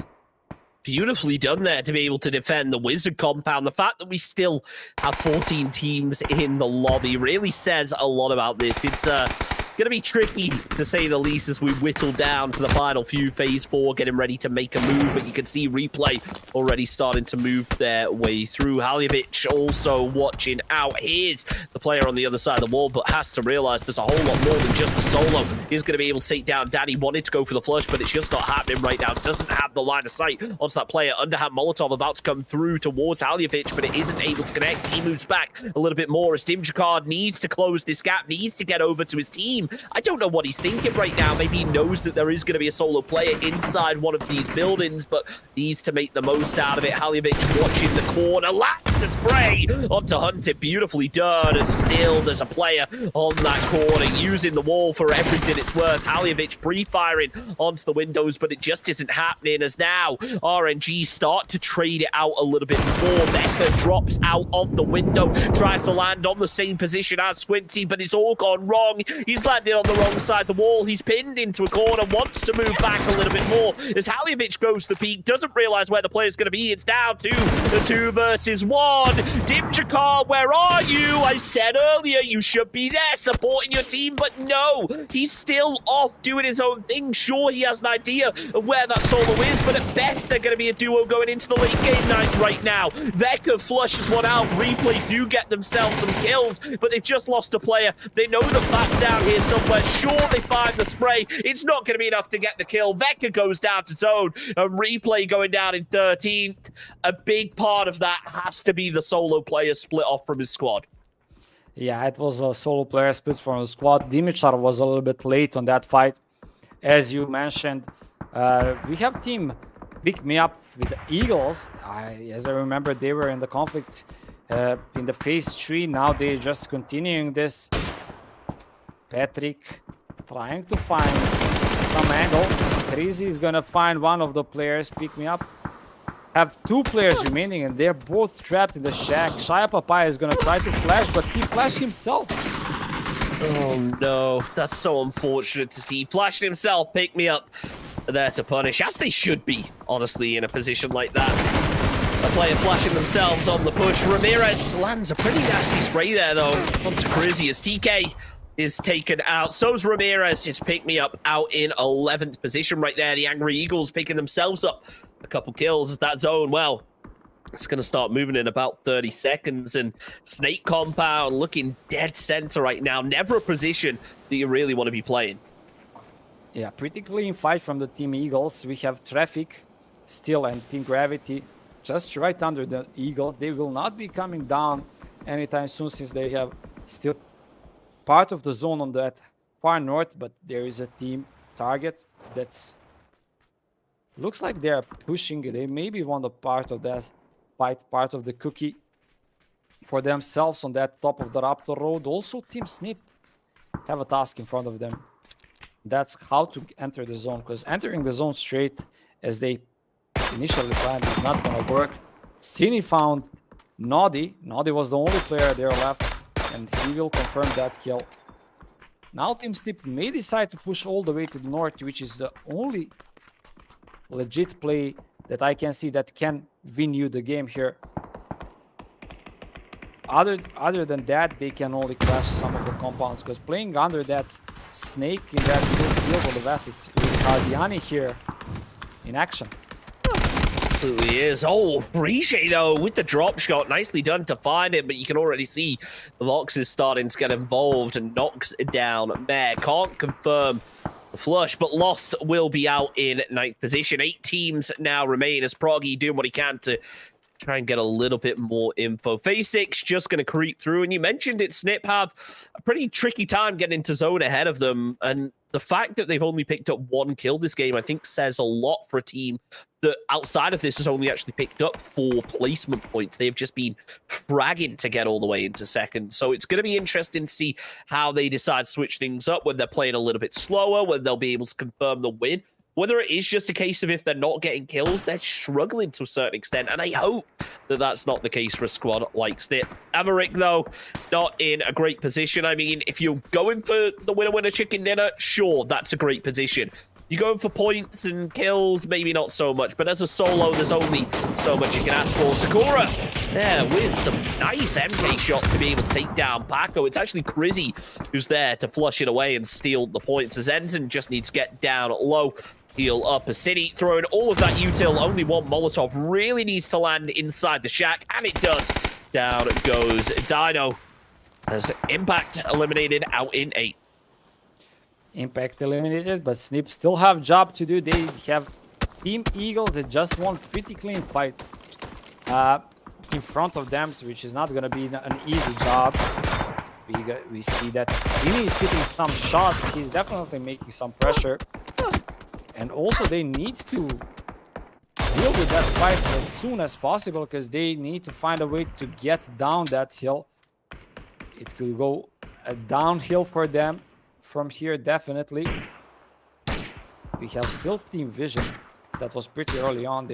We remember they were fighting for that 2-story orange house with that 1 player, and it's paying off now for them, because they have that center of the zone. They also have all those kills coming down from north for the potential kills for them, which could be a great game for them unless Snip or 404 pulls something up, some insane game. 404 sitting on 3 kills. I think they could be very happy with today's performance. Top 7 now, 3 kills for them, 3 man up. They're doing a really good job here. Absolutely, 404. Really with an impressive performance. That Molotov was so impressive as well to actually take down Cuts. Nicely done. As down goes 1. That could be the opening the 404 era were looking for, but as Beerus goes down, it will kind of shut things down for the time being. They need to get the revive, but no real chance of it happening. Most Fox with the long-range shots over towards that player. It's Frieze pre-fire in the window, can't quite connect. I think it comes down to 404 error right now. They need to get aggressive. They need to push. Well, Vision, they're going to be more than happy to third party onto this. Angry Eagles do fall out in 6 as Frieze immediately goes to pop that first aid. Before even hitting the ground, he was spamming that E. They're holding out to the side, spots out 1. Nice spray onto Black Flug as Frieze will be able to flush it out as well. Tries to hop in through the window, but isn't able to. The US causing some problems. The frag grenade, that was near on perfect, but he's able to get around the corner just in time before it comes in over the top. An extremely long-range throw, just half a second away from wiping that player out. I'm almost sad that didn't land, because that would be most amazing nade I have ever seen. I feel like it was perfectly on the spot where he was, like just 1 second before that. A little bit of luck for him right there. Proggy here doing a good job for his team. He found 4 kills. Meanwhile, he's spamming also towards the players of Snip. Snip Zeko is going to be pushing this prior house alone. They found 1 kill, I think, there. And this looks like the Team Snip could have a potentially great game if they manage to win a fight against Team Vision here, which is that Cryo House is not that easy to push. No, but you got to give him credit. Snip have opened something up onto this Katu, though, with a beautiful little 2K there onto the 404 players pushing through the same doorway. Rule 1 of PUBG, play for trades. Rule 2, don't play for trades when you line up directly behind each other, I guess. Nixies, though, with a nice little nade to take down Mosey. Snip start to push their way in further and further. Zenton maybe going to try and play a bit of an off angle to a certain extent. Pulls up in the dip instead. The Cine gets ready to make himself a run down the hill. Has spotted out Proggy over at the vehicle, but doesn't know exactly where the player is going to be. Obviously, he's laying prone, breaking that line of sight. Snip have to be the favorites in this game. An insane amount of kills so far tonight and 6 more in this match. Now with 4 players still strong, surely it's only a matter of time till they're able to clear it out. Cuts has been spotted by Voxes from Team Vision, but Sakura doesn't have any info just yet and not looking like he's going to get it too soon. He wants to peek over the top, but he realizes that if he does, Voxes is going to be able to spot him out. The nade, though, that comes close. Surely it doesn't connect. It does the damage. No kills being found. A second one coming over the top as the Org Spray lands onto Cuts. That might just be enough to finish off the job. Somehow, though, it's not. More damage lands. Surely that nade finds one. Yes, it does. Cuts down. Katu followed quickly behind as Voxes, the final player from Vision, is spotted. He tries to open up onto Zenton, but it's a 4 versus 1. Molly's nades all coming through. Voxes, hate to break it to you, it's all over. Snip with their first chicken dinner of the evening. That should cement them pretty securely out in first place. Yeah, great game by Team Snip. We mentioned them somewhere mid-game. We said they're in the bad spot. They have only 1 kill or 0 kills. And all of a sudden, they push the north side. They push that Raptor road. They win all the fights. Zico push alone that Prio house. Team Vision, you can't play split like that in the phase 6 and phase 7. They got punished for it. They had a great chance to win the game.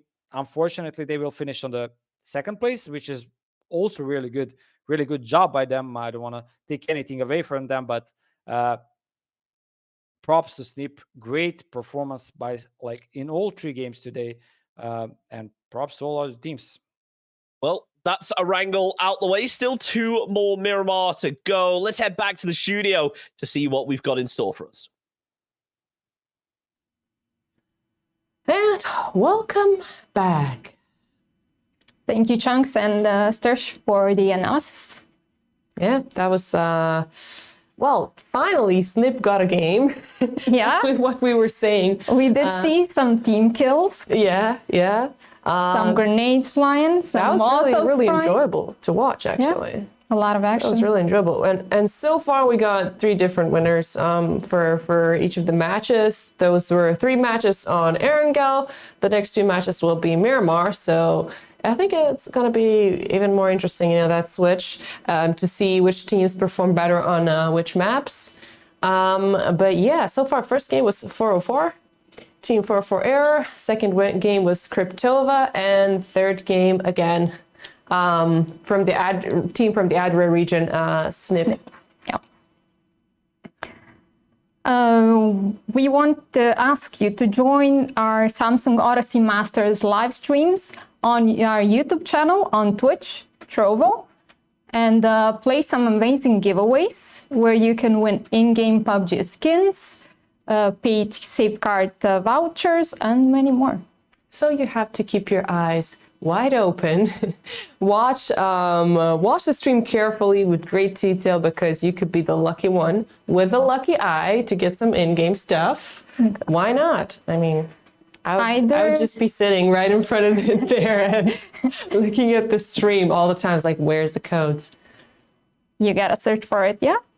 Either check out our official tournament website and enter the pay safeguard pick'em, or you could watch the 2 of us in the intermission, and of course wait for us to give you some questions for the Samsung Odyssey giveaway, where you could get some vouchers, some G2A 50 euro vouchers. Sounds pretty good if you ask me. Well, The thing is, also, I wanted to say something about our prize pool this year, which is, well, this season is 10,000 euros. I believe the first six spots. Actually, I'll actually tell you. First place wins 4,500 euros. Second place, 2,500 euros. Third place, 1,000 euros. Fourth place, 800. Fifth, 700. And sixth place, 500. I mean, freaking amazing prizes. And we shouldn't forget about the MVP prizes. Yes, of course. The pick'em and everything the viewers can get during the stream. So for sure, keep watching us. And Chunks and Sturge will be back after a short break.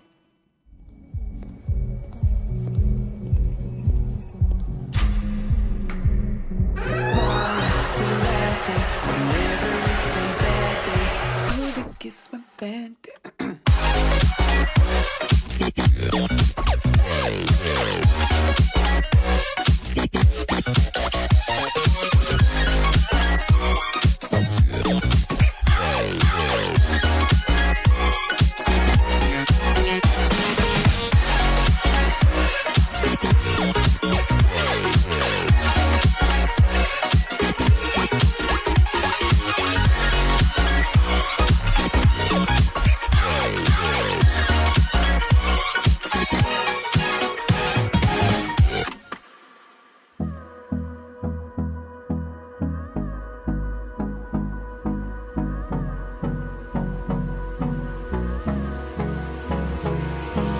Hold me close till I get up. Time is barely on our side. I don't wanna waste what's left.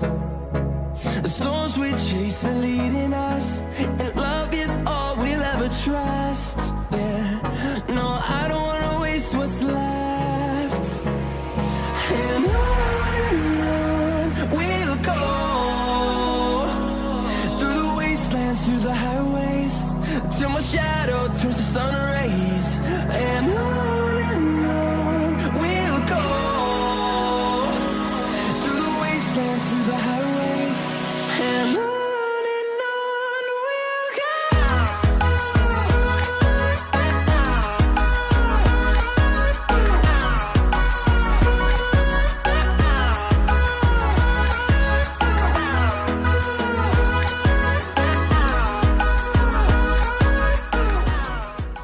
Well, a wrangle is over for the day, but fear not, still 2 action-packed matches coming up. We're going to be kicking over to Miramar for our final matches of the evening. What are your thoughts? You excited going over to a bit of a different map? See how the teams are going to switch things up a little?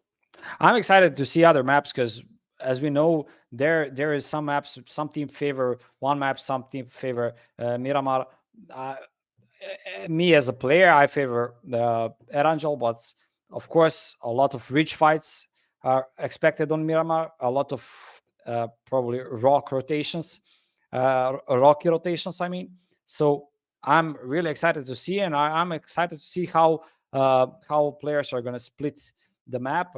Are we going to see some contests? Also, some teams that didn't do really good may decide, okay, we maybe lost our chance to qualify, and they start to play more aggro. And as we know, the less you care, sometimes it feels like the less you care about the game, the better you perform. So we may see some contests here, but players will answer that question. Yeah, absolutely. Confidence is key. Let's take a quick look over at the leaderboard after last game and see how things are currently stacking up. And no real surprise there after Snip got themselves the chicken dinner. They also grabbed themselves the first place overall, 42 points. No real surprise that this is a squad that we said to look out for. Yeah, definitely great performance by them. 28 kills.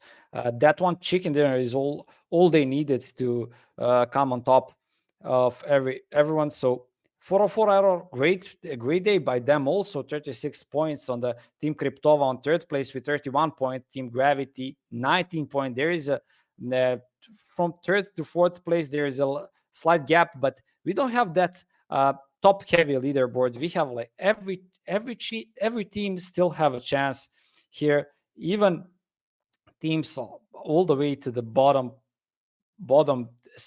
13, probably 13, 14, they still have good chance. It's only one good game for them. One good game with 10 kills, one win with 10 kills will send them to the top 5. And I'm expecting still team not to give up, to fight. Also, team lost, as I mentioned, they were one of my favorites when we were entering on the start of the day, because they are known as a good team that played PCS, if I'm not wrong. Correct me if I'm wrong. Yeah, that's a good point. I'm not sure about that one, but I'm not the EU genius that some of the other casters are. Maybe when we get Toby on, I think tomorrow he can answer your questions there. But that's enough about the leaderboards. Let's take a quick look over at our kill stats and see how things are looking over there. The Snip, well, they've started stacking them up pretty effectively right now. Nixie and Cine both in the top 3, 11 and 8 respectively. Let's see if Snip can get a couple more players up, because they have some serious fragging power and they have not been afraid to use it so far. Yeah, and I mean, Nixie just proved once again that he's one of the best fraggers today.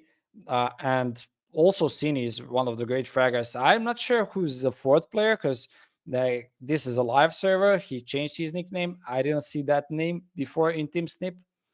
So I'm not going to take a wild guess who it is, but definitely Zico also like doing the great IGLing there, and props to them. Nixia with 1800 damage there. Frisia falling down to the 2nd place. Mare on the 3rd place. 404 and Snip definitely dominating, but 404 first, dominating this damage dealt leaderboard. Absolutely. The game is getting underway in just a second, so let's head over to Miramar to see exactly what to expect. Our first Miramar of the evening, we should probably point out. Let's see if we get any spicy drops off the bat. Maybe we get the island zone. What do you say? That would be crazy. I hope so. I just want to point out, I shout out this man all day. Oh, Kovo's cinematic shots, something about them. They just look so clean. The way he brought that in then, beautiful to see. I can't wait to see some more of it.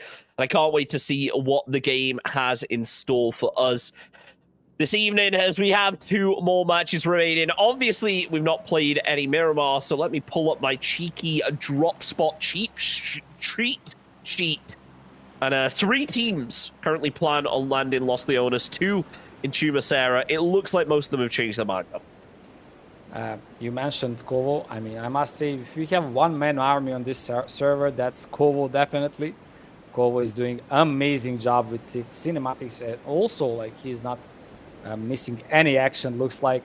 So props to Kovo, and we're gonna dive into our 4th game of the day, which is Miramar. We may have Hacienda contest, which would be fun, definitely, to watch. Also, we have a couple of teams in the Los Leones, but Los Leones is a big town. It could host a lot of teams. It's a big place, so there could be just split loot and rotate. We'll see. Team Gravity really close to Team RNG here. Danny looting those warehouses. With his team is I didn't see this. This is the circle. I want this. Please just hard shift down to the south immediately for phase 2. Please, PUBG. If there's one thing you can do for me, do it right now. Phase 2, hard shift down to the south. Please. It's happening. I see it happening. I believe. Definitely gonna happen. I know it.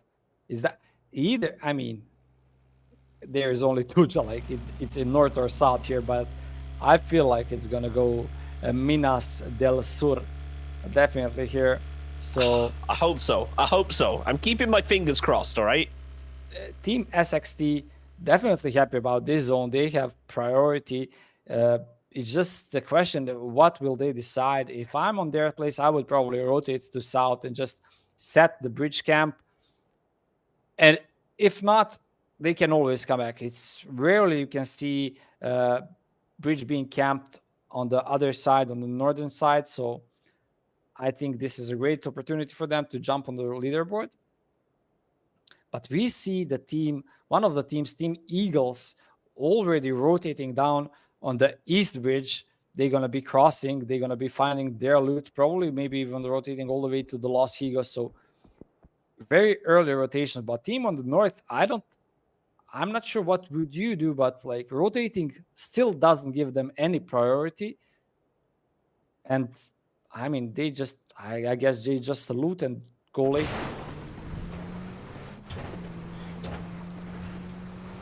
We have Noddy here going for that rotation. I mean, look at this Miramar rotation. They just look messy.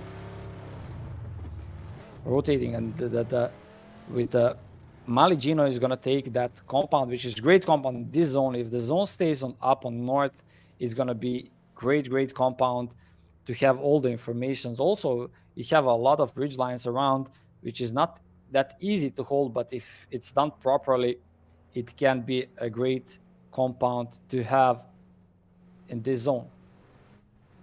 Absolutely. You want to try and get into one of those positions, especially in a phase this early on where it isn't necessarily the strongest for the late game, but it's strongest to, hold early and then rotate and get exactly where you want to go. And I say that all the time with phase one, but I think that maybe in a circle like this, it's a little bit different. You want to be grabbing those high grounds like Pick Me Up, like Enterprise, and Team Impact are all doing as they post up on the high ground. They're gonna kind of have free reign, and if it does end up going down to the south, then hey, just send it across the river, I guess. Yeah, we have team SXT. They decided to send one player down on the Minas del Sur, or South Island, which is not gonna be enough, because if one team just decide to send it over the bridge, that's not gonna be definitely stopping them. That one player, it's going to be a really hard job for him. Team Snip, meanwhile, heading down to the zone. We'll see what approach they're going to get, because in this kind, if the zone goes south, you have a decision to make. Do you commit for the cross and try to win the game, or you just position yourself the best you can, take the best cover you can, and just try to get as much kills as you can, because that can be rewarding more than just trying to win game most of the times in this kind of circles. I remember one of the games when I was playing the competitive, it was island, those two islands on the east, and we just we farmed like, I don't know, 15 kills. It was strong lobby, but we farmed 15 kills. We didn't even try to cross. We farmed everyone trying to cross, and we have now team SXT trying to regrouping. They have 2-2 now on both sides of the bridge, but will that be enough to stop if someone crashed them? It's a tough one, isn't it? But you have to think that, if you are the team that gets down to Higos first, you're in a really good position. I know that I like to call it the TNG play, is if Higos is in the circle, you go to Higos, because it's a whole lot easier to get off of that island when barely anyone thinks it's going to go there than it is to get onto it when everyone knows exactly where it's going up. So I do kind of like the idea of having teams play all the way down to the south instead of actually going up to the north and then planning on rotating in later. You can see the Ratieta down here rotating down through the south. Don't really need to worry too much. I am interested to see whether they do decide to play, obviously, down to that southern island, or whether they will just maybe chill around the bridge and hope that, well, we'll see what phase 2 ends up doing, because it wouldn't be a terrible play, honestly, just to play it by ear and listen out, see what happens. Snip, though, well, they aren't taking any chances. They take their fate into their own hands. Zenson lands 1 or 2 shots, but is immediately leading the damage. The first player to take shots all game. Yeah, that Snip is taking the slower approach to this game. They will just play on the information they have. Looks like they're just looting. Just going to be pushing their way through over towards Enterprise, do what they can to get themselves a little bit of info, but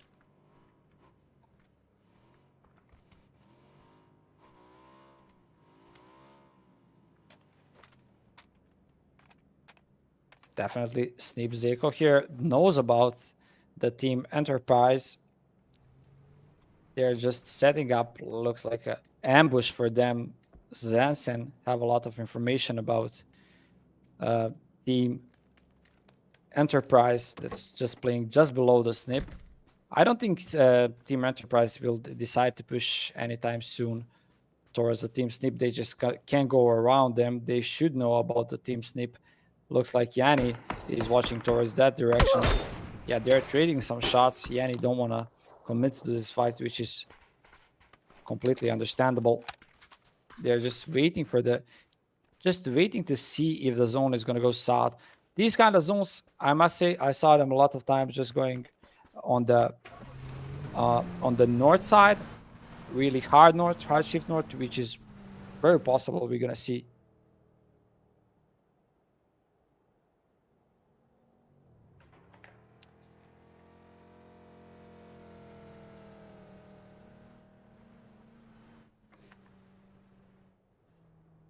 Higos Island looking more and more likely by the second right now. They do what they can to try and rotate down to the south. It's always an interesting strategy, I think it's fair to say, how these teams do decide to play. It looks like Katu is just going to be waiting, though, just laying prone here for incentive. Watching Vision go past around the outside. It might just work out as the spray is going to be landing through. Katu takes down one. Going to try and follow it up with a second, but not quite able to just yet. Now, though, the rest of incentive need to close in and finish off this job before they're able to get the revive back off. Vision do what they can to try and lay down suppressing fire and keep incentive out of it, and it will work out. Cuts is going to be falling to that mini 14 as Katu tries to close the distance a little bit more. Don't forget, though, Vox is going to be up on the hillside in a pretty tricky position that I don't think INC are actually going to be aware of as he sweeps his way around. Knows there must be a solo somewhere over here, but just doesn't know the specifics as of yet.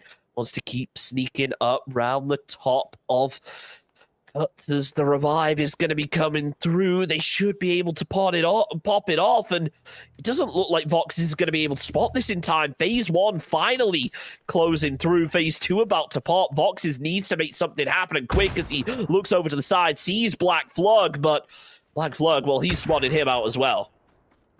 Yeah, I'm sorry if we talked over each other a minute ago, because I think I had some technical difficulties. I'm not sure what happened. We lost communication between each other, but back to the game here. Voxes was spotted by Black Flug. We'll see if the Voxes can find him. Voxes could have seen him here in this jump. Definitely needing some sound cue. Help Voxes figure out where the enemy is. Flug still creeping out on Voxes. Voxes is going to decide to go a little bit back. This is just a slow fight. No one wants to lose a player here. But if I'm not wrong, Team Viz had very early rotation. Not sure why they decided to stay so long on this side, but I guess they know the reason. Michael trying to go here to find, but he will find himself knocked. And Black Flug still trying to find the Voxes. The Voxes pulled back, and Voxes may have a jump now on them. Not a great position here for either team to be in. Out in blue, flushing out kills, trying your best to salvage the fight. Voxes, though, is going to open up and do a little bit of damage. All it's going to really take is one nade, and that's 2 players gone here. And, well, the fight dealt with. The circle has pulled up to the north, though, so not going to get that island circle we were looking for. Maybe next time, as then the team still loiter down on the south. The nade actually almost lands onto Cuts. The Molotov follows up as well as Wax is getting ready to push up over the top. It doesn't work out. Black Flug still holding back. Maybe needs to throw something over the top, but just not happening yet, as Cuts will be able to get the heal off. Both teams tanking in the blue for this long. Sure, it doesn't do too much damage this early in the game, but how many first aids are they really going to have to work with after this as Cuts goes down? Black Flug, well, he thought about getting in the car, realizing that it just ain't the right play right now. Opens up with the mini 14. Nade's going to be landing close. Can he connect? Almost. Not enough to get the kill as he gets over to safety. As Vox is in the end, who lands the headshot and takes down the final incentive player. Incentive eliminated on 16th place. I can't imagine how they feel just rotating, being stuck in the blue for the island that's not even in the zone. But I respect the gamble. I would probably do the same. Rat Yether, we can see them a lot of times in the early fights. I think every game they had some early fight. The very aggressive team, obviously. We have them now on the South Island. They're just trying to find some angles. Small loser. Knows about Shia Papaya. Shia Papaya and his teammates are committing a lot of smokes to save Shia here. But will it be enough? Shia can be spotted here, maybe on top of those smokes any second. But Small Loser can't connect any shots, and Shia Papaya will be back with his teammates. And Insane here sitting just down in the... I don't think they know about him. Absolutely. Now it's just a case of Ratieta trying to make the most out of this player in this position, because I think they've kind of accepted the fact that the revive isn't looking too likely now as Petrick looks out as best as possible. Shots come through. Angry Eagles now deciding they want to back off of this, but I can't help but notice that Phase 3 has not exactly gone far up to the north here. Higos still has just the tip in, and all these northern teams going to have to try and work their way down to the south. Yeah, they will need to work their way down to the south. Also, Team 404 are thinking about getting down in the west side of the circle. Team Snip, really good position. Also, team that won game 2 are now in the great position. A lot of high grounds here. A lot of teams have information, but it's also tricky to hold those high grounds because people can sneak up under you, like Team SXT is doing to 4-4 error, and Hulk Modus can find himself in lots of troubles.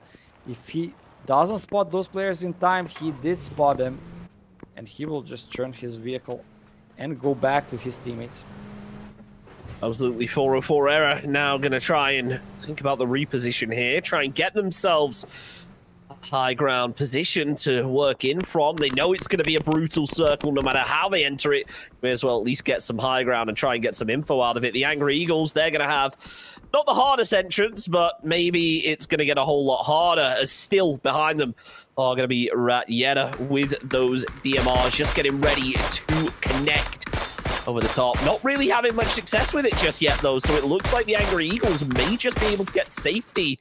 I say that, but Shia Papaya has been tagged down low. It's the headshot that finishes off the job. Not from Ratieta, but from CRP instead.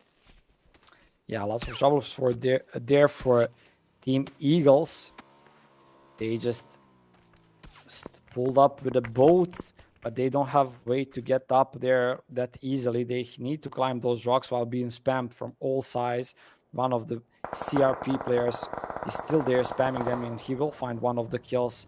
Meanwhile, Dimishar and Team Replay are just sending it down to this little compound. Oops. There he goes.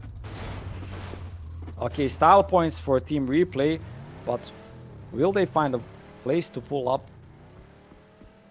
It's going to be a tricky one. They should be able to get themselves a bit of hard cover in the center, but the question is, how long does it stay center for? Obviously, Phase 4 should cut out all of that unplayable terrain, so likely going to shift away from the water, away from any of that western terrain that may still be in. Cryptovia up over the top here, though, doing what they can to try and land themselves a couple shots onto the Angry Eagles. As Phase 4 gets ready to pop, we'll see exactly where we're going to end up. And, well, this time around, it appears that we're going off to the west, so still a decent amount of watering considering it's Phase 4. Maybe expected a lot more of that to be cut out.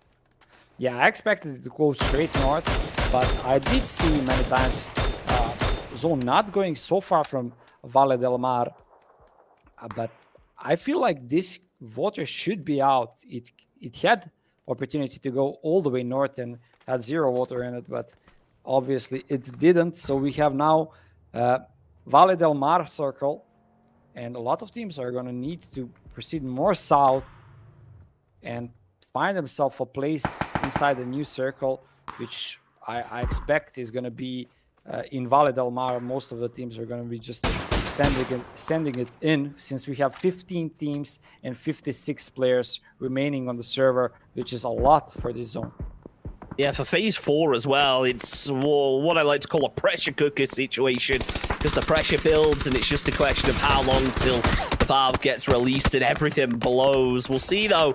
The damage does go down. SLK is able to take down Proggy. Xenix wants to go and get himself the revive, but it's going to be a whole lot harder with those southern teams get involved. Bibi was taken, almost getting taken out there.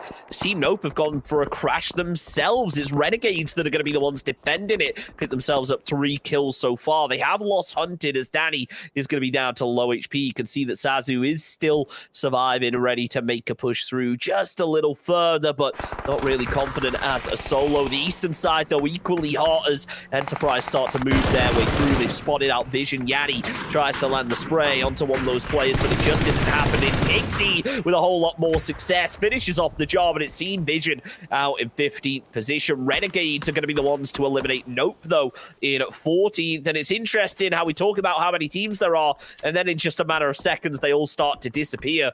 It really is one of those zones that is just absolute mayhem. Yeah, I mean, I need to commend all the teams for finding a way to survive so long, but now it's just we're gonna have more and more teams sending it in, and they will be obviously a lot of casualties there. While I'm saying this, there is Team Enterprise just sending it in, and they may find a good spot for them. A little bit luck. They have 4 players left. Meanwhile, the Angry Eagles is finally eliminated after that not so successful pull up on the beach. They were being spammed all around. Interesting positions from Rat Yedders. They're playing the bridge. You don't see that often.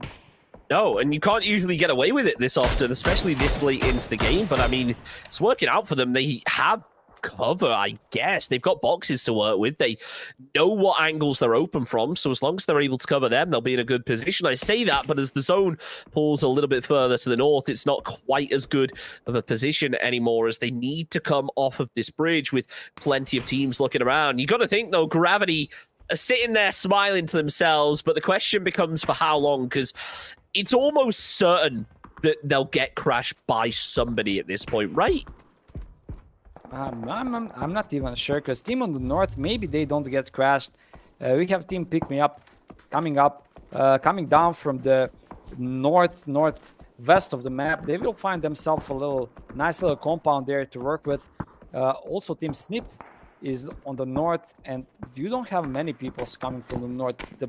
The question is, the people that's coming from the south of the map, they will need to somehow get more to the north, and that is going to be chaos, absolute chaos there for the teams, because we have, I don't know how many teams on the south now, and they will all need to fight their way through the city, which is going to be complete chaos. Absolutely. Phase 5 closes through just bit by bit now. It's 1 minute 45 left on that clock. Enterprise in a bit of an awkward position. You could say that they're inside zone, but you could say that they definitely need to move further inside zone. But I think they're really going to try and prioritize the kills here, as Fat does exactly the same thing. Takes down Invicta, looking to maybe finish off the job, but it's not to be. Is Shecky, well, he finishes off Fries. Nicely done to get the knock, and well, immediately confirms the flush. Not going to hesitate right there. That's the first point of the game for Replay, which, I mean, typically I'd be like, oh, why have you only got 1 point? But in a zone like this, with this many teams, I'd be keeping my head down too. I wouldn't want to be getting too involved. True, especially with this many angles, this many high grounds around them. They're kind of in the dip, and so many angles. I would probably keep my head down all the time in this kind of the circles. Team Snip finding full modus. Meanwhile, Team Replay are going to play under that bridge. Team Ratty that we mentioned earlier that are playing the bridge, they need to get down now, and it's now becoming hell for them, because how you're gonna get down from the bridge with so many teams around you? They're gonna definitely have a rough time surviving that bridge. Meanwhile, Team Lost, 4 men up, finding 1 knock. They may find some more kills because they have Team Replay right in front of them, and they will have a utility to get those kills if they use it correctly. Can't help but notice that nade there was actually able to connect and do a little bit of damage onto those two players. It wasn't enough to actually find the kill or any knocks or anything really significant, but impressive all the same. Tien now realizes he needs to start making a push out, so it looks like he's going to prep some more util onto those players. As Ratieta, they're going to be sending it through themselves. Luigi goes down as Sisnan is going to be able to get over to the rock. It's not going to be enough, though, as Gravity are there to pick up the knock, and well, the flush going to be followed up by Proggy. Only small loser left standing here from Ratieta as they realize they need to make themselves a bit of a push. The zone closes through further. Gravity still pretty comfortable in their current position. It's the southern side where teams are really having problems now, as it just becomes an absolute smoke fest, and you got to think the Crypto up on the north are looking really comfortable. As long as they have some frag grenades, some mollies, they're going to be able to hold out these squads and get themselves at least a couple of decent kills out of it. Yeah, the smoke fest is the right word to use here. It's really a smoke fest. A lot of players just throwing utility around, not only smokes, but Molotovs and grenades also. And so with so many, I mean, Valle del Mar is not a common spot to fight. So I'm guessing lots of players are not familiar with at least with the boxes and the angles you can get here. For example, Noddy have some nasty angle here. He may be able to find some players. He definitely can hear them here, but he's not gonna shoot yet. He's playing it smart. Maligino, 16 HP. Noddy, as I said, playing it smart. I cursed him. He will lose his life here to Team Lost. His teammate Maligino sitting inside a smoke. And down he goes in the 11th place. Team Impact is eliminated. Team Lost, 3 man up, or even maybe 4 man up. Now have to fight for the Team Enterprise. Not going to be ideal for either of these squads here, as there is a big open road they need to cross. We may even see Team Lost maybe force Enterprise into this fight up to the north, and then end up just running out themselves. Enterprise actually having lost 2 now. This could be the opening that Lost were looking for. Edom also goes down. It's a big opening. 4-4 esports go down in 10th, as Enterprise are going to be going down to the play zone in the end. Proggy doing what he can to try and spray through. Does take down 1. Can he follow up with a second? Not looking like it. That Molotov, though, going to be very effective. It's the play zone that yet again wins as Sheki steals away the final kill. Proggy still in it. Grendis, the solo player left up here for Enterprise, managed to make it into the placement points, but he's being peppered from all around. Bibin tries to peek out wide, goes for the shotgun, lands the headshot, and it's all over. That's Enterprise out of it in 7th position. 6 teams now remain as the zone gets ready to make a move yet again. We see Cryptova down on the southern side with quite a rotation to make if it pulls up to the north, and yes, it does. Snip are not a team you want to be having gatekeep you. Yeah, Snip is laughing now because they just played a quiet game, looked like the entire game, but they don't have, they have that hillside for them. They have some rock cover, but it's not definitely going to be an easy job for them because they're definitely now a target of many teams, because all of the teams looks like are outside the zone for now. One of the teams that's going to make a progress here is Team CRP. They are looking down in the way of Team Snip. Team Snip is going to find 1 more kill. Sakura Zensen today is doing a really good job for his team. Really impressive. Sakura does what he can to try and look out and find even more. Just really good position held here by Team Snip. There's no other way to put it. Sheki tries to make the most out of his position. It isn't much, but he's got 1 HP to work with. The question is it going to work? Somehow it does. And the nade actually not quite able to connect, so Sheki just going to be playing it behind the wall. Popping bandages. That is a desperation play, if I've ever seen it. Pick me up. Not going to be getting picked up. So they do go down out in 6th position. 5 teams now remain as Phase 7 getting ready to close just a little further. Tessie holding his position. Has to realize there's still a solo here, right? Surely Sheki isn't going to be able to peek up onto this and even find a knock. That would just be a shame for Gravity. Yeah, it would be a shame. But looks like they don't know about Sheki. Sheki will have a little bit trouble connecting those shots, but he will find. But look at this angle Everick found on him. Also, Johnny, he is cooking that nade. That nade could land on top of his head, but he will move on time. And now the res is going to come through. But meanwhile, Shaq is going to find Johnny. And now the question is he going to... nice try, nice pre-fire there coming out from Everick to finish off Shecky. It felt like for a second he'd be able to take down all 3 players, but just not happening. Renegades, though, up at the top, going to try and punish down towards Snip as they get a little bit greedy themselves. Nixie and Cindy both being taken out as Zenson is there to find himself a kill. I believe that leaves only Zeko left up and standing.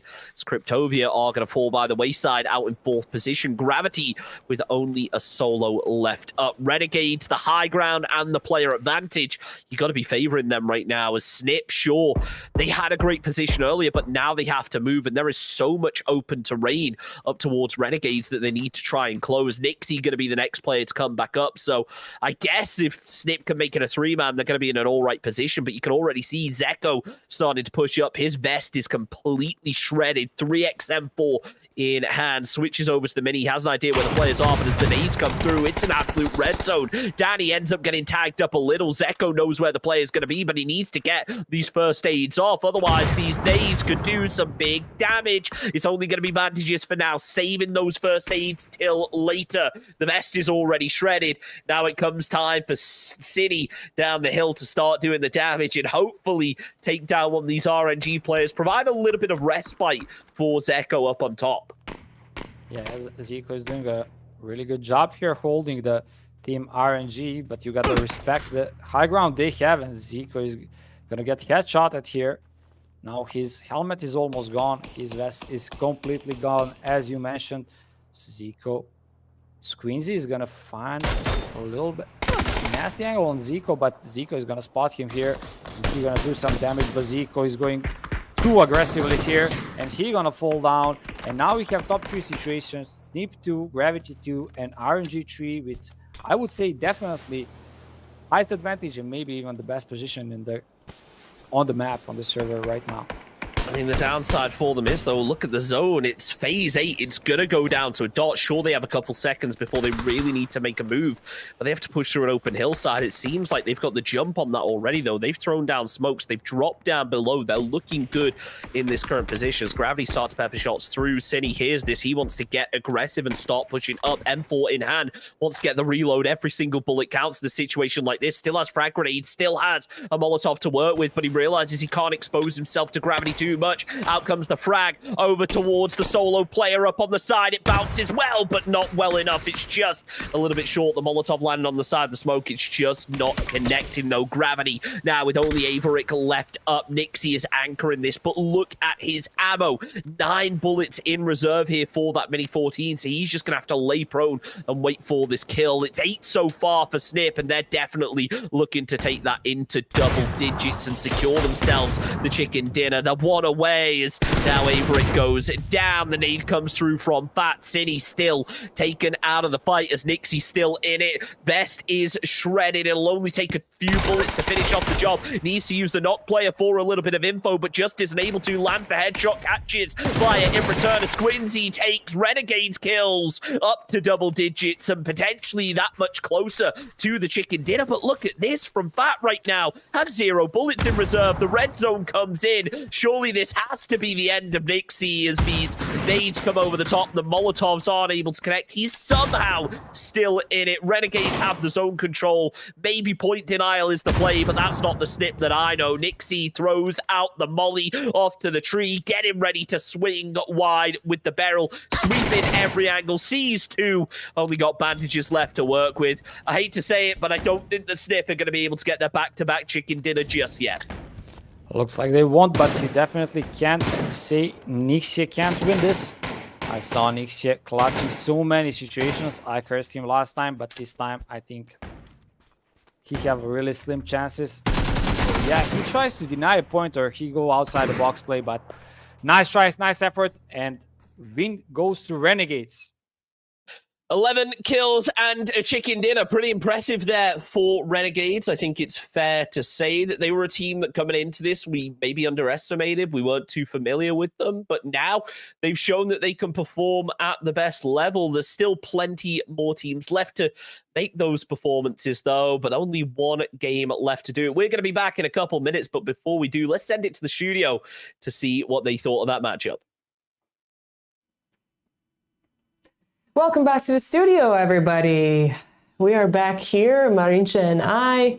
That was a nice game. Actually, I kind of thought Snip would also win this one. Renegade was just there to catch them. That was a really nice win for Renegades. So far, we have every match was won by a different team. Nice dynamic. That means it's going to be even more exciting to watch tomorrow. But something I wanted to say is that to remind you that Samsung Odyssey, for every stream, will be having giveaways. So if you're following us also in the intermission, you will know that we give you certain questions. And we already had one today, but I believe Marincha knows a little bit more about the next question. So all you have to do is answer the question in the live chat, and the first one to do so correctly wins €50 G2A voucher. Well, question number 2. This is really one for you guys who are good at geography, I would say. Yeah, definitely. I hope you listened to at your geography class. So the next question is, how many regions are there in the second season of Samsung Odyssey Masters? Name them all in the chat right now, and make sure you pay attention to the spelling because we want the correct answers. So I wish everybody good luck, and our moderators, as always, will announce the winners. So we'll come back to you. Well, not we, but Chunks and Sturge will come back to you after a small break. So see you after the 5th game. And on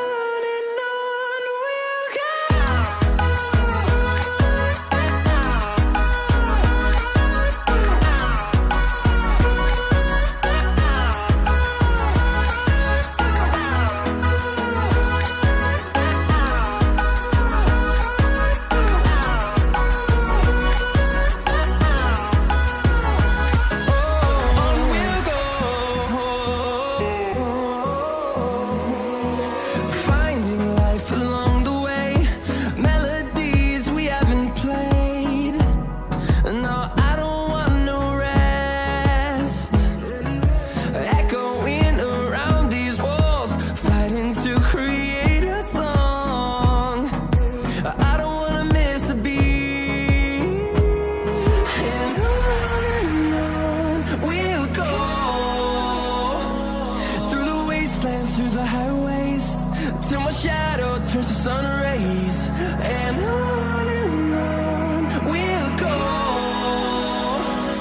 through the wastelands, through the highways. And on we'll go.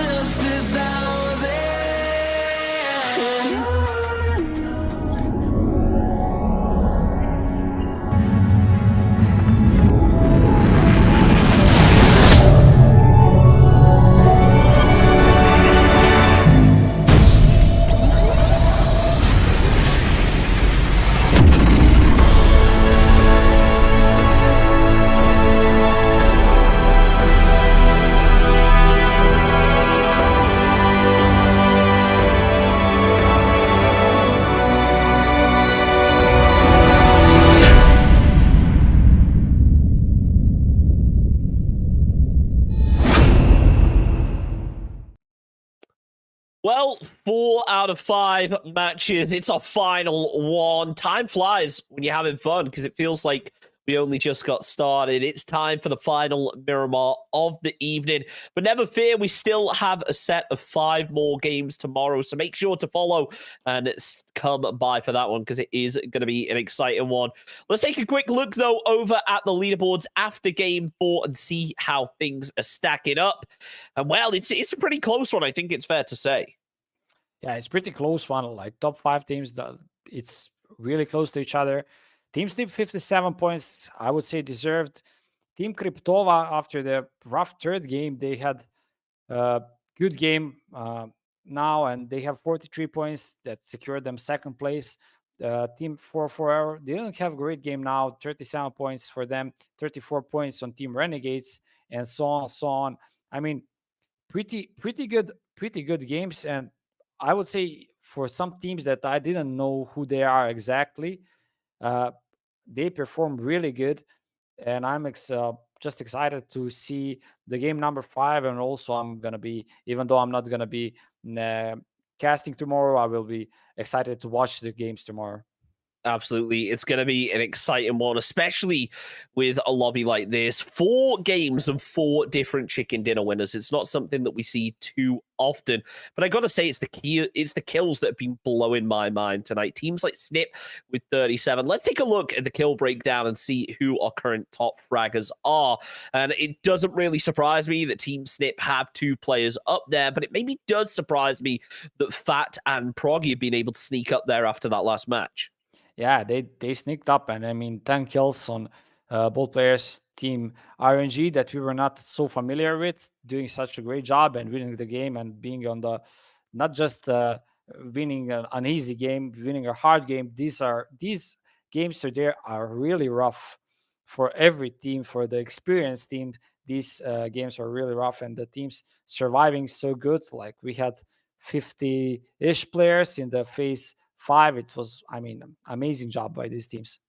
Absolutely. And you know what? As much as it sucks for the teams that are going to be going home today, I just hope that they had fun because these have been some wacky zones, to say the least. Let's take a quick look over at the damage, see how that stacks up, compares to kills. Our Team Snip going to be up there. Of course they are. They have been farming that damage, but some new names coming into the throw right now as we look at the top damage dealers. Yeah, Averik. I'm not sure, I probably butchered it, but he sneaked up on the 5th place with 1700 damage there. The guy that I think he made the first 2 kills today with that great shotgun play on Erangel, and props to him. Jan is still on the 4th place, and Team Snip with 2 players and Freezy. I mean, great job and keep up the good work. I mean, Nixie, 2700 damage. Amazing performance by Nixie today. Absolutely. Really impressive performances coming out there from Team Snip. Really the ones stealing the show tonight. But I think it's fair to say that pretty much every team in the lobby has been putting in a lot of work. So I'm excited to see how this final game unfolds. Obviously, the top 8 teams are going to be moving through to the next round. So we will take a look at who that is going to be. But before we do, we have to look at our final game over here on Miramar. Last match of the evening. I know that I cannot wait. Yeah, the game is going to start any second. Yeah, you mentioned, I mean, when you have players that played so long together, like Snip, they all that obviously show it's not only the Snip, but whichever team, no matter the individual performance, they can show. When you have a team that plays together, when you know how the teammate next to you breathe, which is case with Snip, that really shows up on the leaderboard. And I mean, Zeko, that's usually just the IGL. He's too busy with IGLing. Now can finally relax, and he can be like, okay, let me go. I want to get some kills because I'm usually the one that have the map open and showing you go there, you go there. But Snip, they already know how that works. They already know where they want to go. So, I mean, amazing job by them. And we are headed to our last game of the day. The playing path, it's not going to be rough as we are used to today. We got used to it today, but It's still gonna be a little bit more to the north. We're gonna maybe have some contest above La Cobreria. I see 2 teams, and it seems like they're diving on the map when I look on the mini map. So we're gonna have some early action. I know you like early action. You mentioned it earlier. I mean, who doesn't love a hot drop to kick things off, or I guess to wrap things up to a certain extent? It's day 1 of Group A, so there's still a little bit of time for these teams to try and salvage some points, but it's really not ideal for them to be taking a fight like this when you're in a bit of a precarious position on the leaderboard. I think it's safe to say for a couple of these squads, you're not confirmed. I think the only team that really has that freedom right now is probably a squad like Snip, because they know that they can pick up more points, and it becomes a bit of a question for some of these other teams now. As you can see, Sextasy are actually going to pull up in La Cob, so interesting to see the fact that they're choosing to take this fight. Phase 1, however, has popped, so we'll see where that is going. Oh, wow. I mean, today's circles are insane. I don't know what happened to this server, but the circles are insane. I don't remember seeing this circle going this much to the northeast. I saw it a bit like lower central east, hard shift east, but northeast like this, I didn't see for a long time. Team Sextasy pulled up. I like what they did. They took the vehicles and they just took one side of the city instead of going all around the city, taking 1-by-1 fights. They're gonna play it like a team. Katu have definitely one of the guns that took so many lives today, and that's a shotgun. I think Fast Phase is responsible for people spamming shotguns so much, and lots of people hate him for it, but I respect it. And we're gonna see Katu actually dropping the shotgun. He didn't watch enough of the Fast Phase streams, so he gets punished for it, and Jacobo is gonna take his life, and now we have 4 versus 3 situation down in La Cobreria. It's not ideal here, but Sextasy have to be feeling good about being able to pick up that opening kill, and from what I can tell, having some decent weapons to actually work with as well. As you can see, SLK holding that northern side. We'll pull up the map, see how things are looking, and all things considered relatively chill. But you got to think teams like 404, they've got to be sending it into this early. Grab that high ground position just south of Elazar and make it work for you. Because, you know, if there's anything I've learned from watching some of the top teams in the world recently, it's the fact that, you know, getting that high ground early on in a zone like this is so effective. As long as you're able to pick up the kills, as long as you're not burning too much utility to get them, you're going to salvage yourself a lot of points out of circles like this. Yeah, but how often do you see the circle popping up and there is 0 teams in the zone? How often can you see that? 0. It was literally, I watched when it popped, it was no one in the zone. It's kind of nuts, I think it's fair to say. Yeah, it's kind of nuts. We have team rotating down from that east road. They're going to be first that deep in the zone. They're going to try to take some central compound. I saw some of the zones ending right where Thomas is heading, right there on that open fields. It's fun to watch. Definitely, teams are going to need a lot of utility in zones like this because smokes are going to be decider if you're going to survive or not. And also, like as I mentioned, 0 teams in zone means 16 teams rotating, means so much drive-bys, and if we take into consideration this is the last game of the day, people tend to drive by much more in the last game because they're relaxed, they're either qualified or they have nothing to lose, so they will go for some fancy plays, and we will definitely see a lot of drive-by action I'm expecting on the west side of the circle. Gotta love a little bit of Game 6 scrims every now and then. Let's see if we can summon it, even though it is Game 5. See if we can get some of those send plays coming out. And it definitely seems like a lot of teams sending it very central earlier. I like this. I wanted to see 404 as that first team, though. I'll be honest. They were a team that they dropped in the perfect position. They should have been the first team into the zone, in my opinion. Yeah, I mean, 404 playing super super good today. They're confident, and you can see, I mean, their rotation is actually perfect for me. I think they will get a lot of infos without a lot of sending. They are just spreading around this mountain hill, which will provide them a lot of information. And if they manage to keep this the split for the phase 2, phase 2 will give maybe not all the answers, but it will give a lot of answers where this zone should be heading, because we have a lot of unplayable ground. Not only the water, we have also that part around the north that's unplayable, which is we decided where the zone is gonna go. And as I'm speaking this, there is Team Enterprise pulling up on the Minas Hill.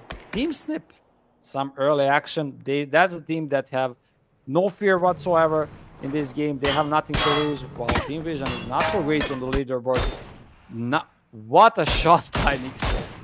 Ooh, and the moving vehicle as well. It's always impressive to see Snip going to be able to get that one. Nixie tries to follow up with a second, but it's just not to be. As Echo looking like he wants to hop in the vehicle. Snip, look, they're happy they got themselves a kill. Time to make a move, I guess. Time to get out of here. Nicely done from them. There's, well, only 3 players currently out of things. Other than that, everyone looking relatively settled. But I can't help but notice how this northern side of the zone is starting to look right now. The Angry Eagles are posted up, ready to catch squads on the rotate. And that's exactly what's happened for Team Lost by the looks of things. Teams have a tendency in the lobbies, they don't really know. This is obviously the first day of qualifications. They didn't have where to do they didn't have where to do the research on the teams, so they tend to go either far north or far south to keep on the edge of the map. So we have a lot of times situation where a lot of teams are just clashing on each other on the edges of the map. Team Eagles are going to just be leaving this area now, as Team Lost are decided to go all the way over that wall. Just look at Team Sextasy. Are they driving away from the zone? What are they doing? You know what? It's the final game of the evening, so sometimes it's not worth breaking down. That's one thing I've learned in my time in PUBG, is that when it gets down to the last game, the wheels start to come off a little bit, as Most Fox actually going to be laying prone here, using the smokes for cover to try to defend against Team Snip. To no avail. Zenson is there, pops up, finds the head, and, well, immediately finishes off the job. Team Vision losing a player early, as Pele ends up going down as well. It looks like Team Lost starting to turn the tide of that fight, as Angry Eagles maybe camping up a bit too much. Yeah, they were camping a bit too much. They will lose 1 player. And also there is a Team Sextasy that looks like they are making a camp there. That's why they moved all the way up north. Kubo will try to land some shots. This buggy have really fragile tires, and as I'm saying that, he just spin one of the players. He will have to leave that vehicle. He's trapped now on behind that little ridge. But now there is a Michael pulling up. Also, one more team joining this fight. Or is he gonna? Yeah, he definitely gonna join. They will pull up on this fight. Now Jacobo is in the trouble, as Smireni is spamming him. Meanwhile, Traffic is going to lose his life in the process. Yeah, this is a rough one right here. So many teams all sending it into each other. You can see Jacobo throws down the smoke, thinks he's going to be able to get away safely, but he's got to realize that there's a team right behind him here. The nade actually comes out relatively close, as this is not the fight any of these teams really want to be taking. They are so far away from the zone. It feels like it is just destined to go badly for every single squad. As you can see, Jacobo starting to push through. The Angry Eagles have been able to disengage, but Sextasy obviously losing 1. Having another player knocked. It's never ideal for them, as now Lost start to move through a little bit further. Phase 2 has popped. And, well, it's not a horrible circle considering what Phase 1 was, but for these northern teams, they need to get out of here quick, and that cannot be emphasized enough. Yeah, I mean, Team Sextasy was the one that decided to push outside the zone. Meanwhile, heading back to the action, we have Team Kryptova in the fight with Team RNG, the winners of the previous match. think Kutlova show us some good games today, definitely. BB here on fire, but literally on fire. They set him up and they will find him. Here he will be flushed, and now there is only one player in the compound, although there is Proggy coming up to help, but Senix can't be helped here. He's just trying to buy some time, throwing smokes around. Those smokes are also working as some sound cover, and Senix is gonna find one of the players. They look like they didn't even know Senix is in the house. They will go for the search now. They will try to find him, but he's just throwing these smokes. He have a lots of them. He have 3 more. He threw so many smokes he can't find the doors. You know what? As long as it stops the enemy from shooting you, is it a bad play? I'd argue, you know what? Blinding yourself with smokes, that is a big brain play, because now Renegades aren't going to be able to push their way through. That's my argument anyway. Let's see if Enterprise are going to be able to make something off of this, though. As they come in for the third party, you can see Squimsy has been spotted out. Nice little taps coming from both players. No kills, no knocks. But still, just a little bit of a damage trade shows that both players kind of on form. Good reactions at the ready. As phase 2 going to continue to move through. About 1 minute 30. Senix using it as an opportunity to move away.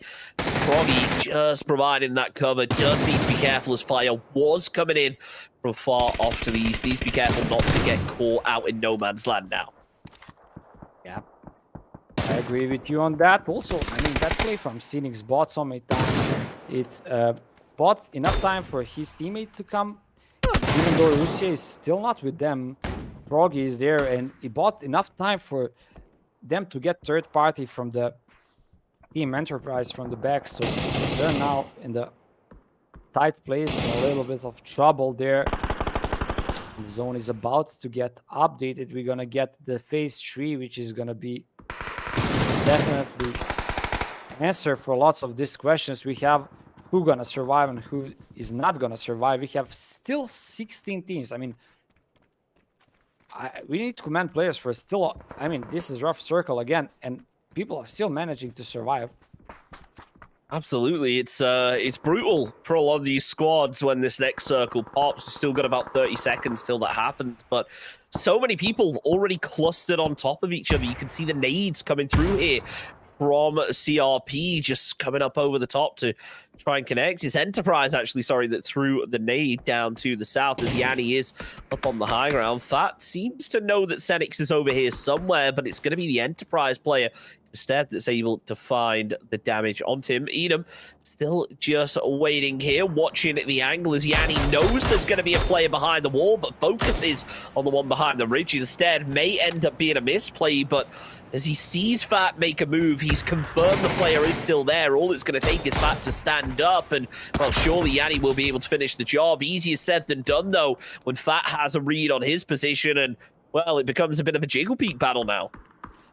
Yeah, and the team, the aggressors are now the victims there, and the Team RNG is trapped by Team Enterprise in that compound. They pushed, and Phoenix left to flee the scene. I mean, great job by Phoenix surviving there, taking the 1 kill, surviving, and then falling back to the safety of his teammates. They have central compound, and also that this area where the Team Gravity, just next to them, those mountains are counted as unplayable, so zone could and should shift away from it. And it's interesting because it's either going to go far north or far south, in my opinion. I don't know if that's going to be the case, but it's definitely going to be interesting to see where this zone or phase 4 is going to be heading.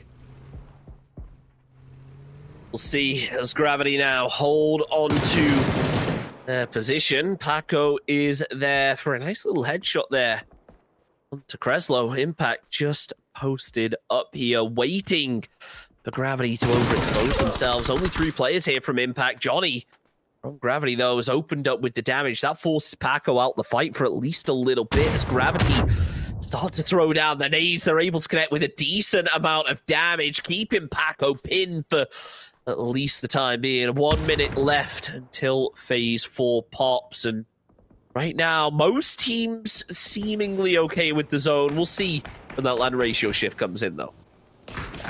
We will see what the zone is gonna do. And while we are watching, still this looks like a stare-down battle between these two teams. But now the team Nope is joining the fight, and Noddy could find himself with lots of trouble, but MZ didn't connect any shots, and Team Replay is gonna be the one that's doing the damage on the MZ. Noddy is going a little bit aggressive here. He wants this fight to end as soon as possible. He knows there is a team that came for the third party. He don't want any of that. He's just trying to find players of Team Replay. Excuse me, of Team Gravity in the compound.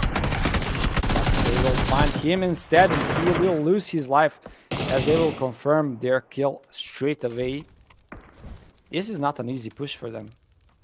Absolutely not. Phase 4 getting ready to pop. We'll see exactly where it ends up going, and it will pull pretty hard down to the south. So those teams that are posted up in hard cover have got to be feeling good about themselves. The one outside, not so much, as Averick is there for the spray. Will be able to flush out Paco. That's Impact losing yet another player as Phase 4 gets ready to start making a move. You can see Team Replay with some sprays of their own. Shecky doing some damage, but not able to find himself any kill out of it. No frag grenades really to work with either, only a Molotov. So it looks like for the time being, Shecky just going to be holding slow. If only he knew that he had line of sight onto that doorway, he might just have been able to land a shot through. Replay, super split. I feel like Shecky right now, he should be backing up, because look at this. Over the top of the hill, players are starting to crest up, and they could absolutely cause some problems. Yeah, there is a lot of people trying to get now from the north to the southern side of the map. And lots of players lost their vehicles on the pull-up or in the city, so there will now be a lot of on-foot rotation and on-foot action. Kukik is one of the players, but Sexasy will find him. SLK will find one of those. He spotted him here. Will try to connect some shots, but those quick jiggle peeks are not gonna work for him. Not for now. Tian's still trying to find his way, but he's just being shot from other place, from the center of the circle. He has a rough strat in front of him. He's gonna have some rough time here, definitely trying to get in the zone. Absolutely, his Tian has been surrounded by this point. You can see him get caught as lost. Well, living up to that aim, just out in the middle of the open and taken down. Out they go. Our first team eliminated, only in phase 4. You can tell things are about to get messy. Michael going to be able to take down one. A snip, hold that eastern side, looking for the angry Eagles. Know it, they're around here somewhere. Spray comes through. Shia Papaya caught with a headshot. As what just happened there? Ratieta eliminated by a spray and a frag grenade. Nicely done from Team Nope. Nixie with a really nice spray of his own, though, takes down the final player from the Angry Eagles. As Domin just going to be going down to the blue. Wants to deny the points to 404, but you know what? At least they salvage one, getting the Molotov kill onto TK, and pick me up now. Going down. So to Impact as they try to take the fight up on the western side. It's Nope that kind of run this hillside up to the north, just getting ready for INC to start making a push up themselves. Yes, this looks like a previous game we had on Miramar. People are surviving really good, but until one point there is just nowhere to go. He will try maybe for the new feature. He will try to, he will carry his teammate to safety. Snape doing amazing work. I think they have 10 kills already. Look at Cine. Cine is sitting. While Nixie and Zeko are just defending the edge, Cine is, I don't know, playing for placement. He's just sitting inside the circle. Absolutely. As now Pavko wants to try and get a bit more aggressive. Kind of the opposite being said here. As he wants to get aggressive, open up with some damage. He does exactly that, but can't convert it into a knock. Maybe his teammates can. It's 3xM4. It's ambitious at this kind of range. But you know what? I'll give it to him. It worked out. Gets the kill onto Black Flug.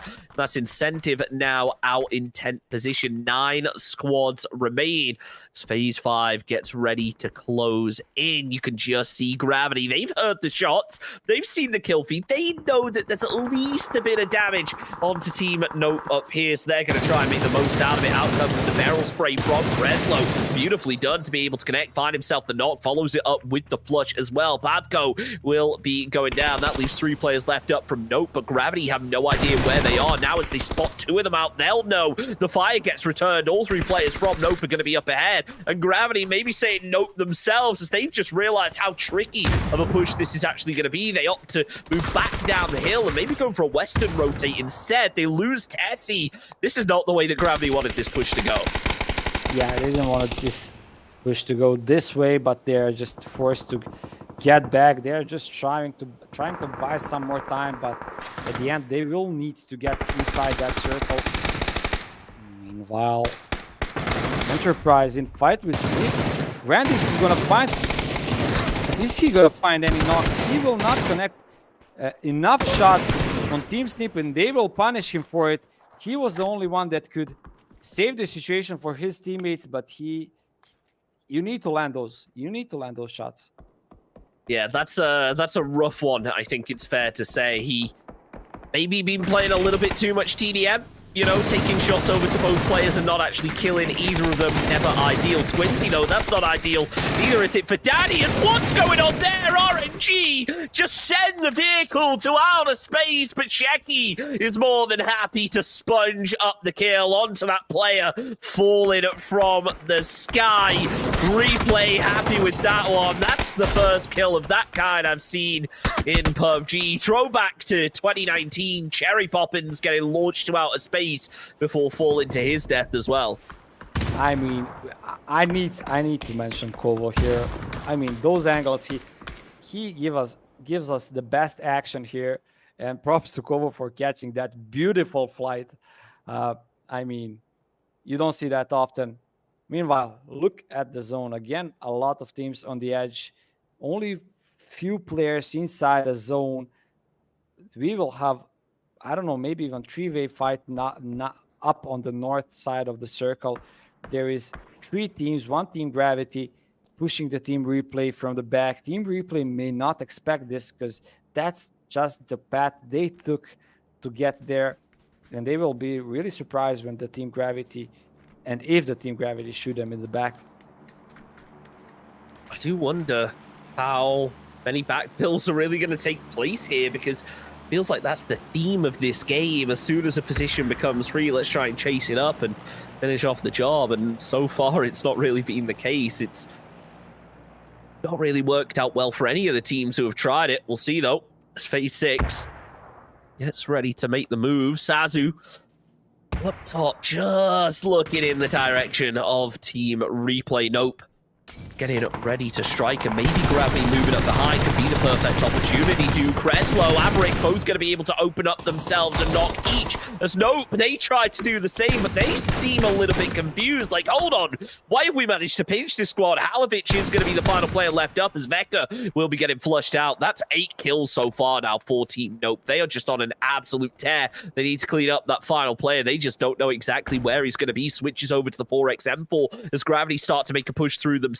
They want to try and catch this pinch. No, they're cautious that they could be getting pinched. They send damage down to the south, and he gets immediately punished by Nixie and Zico working together. That leaves Nope with only 2 players left up, and now 2 squads pinching them in between what's literally a rock and 2 hard places.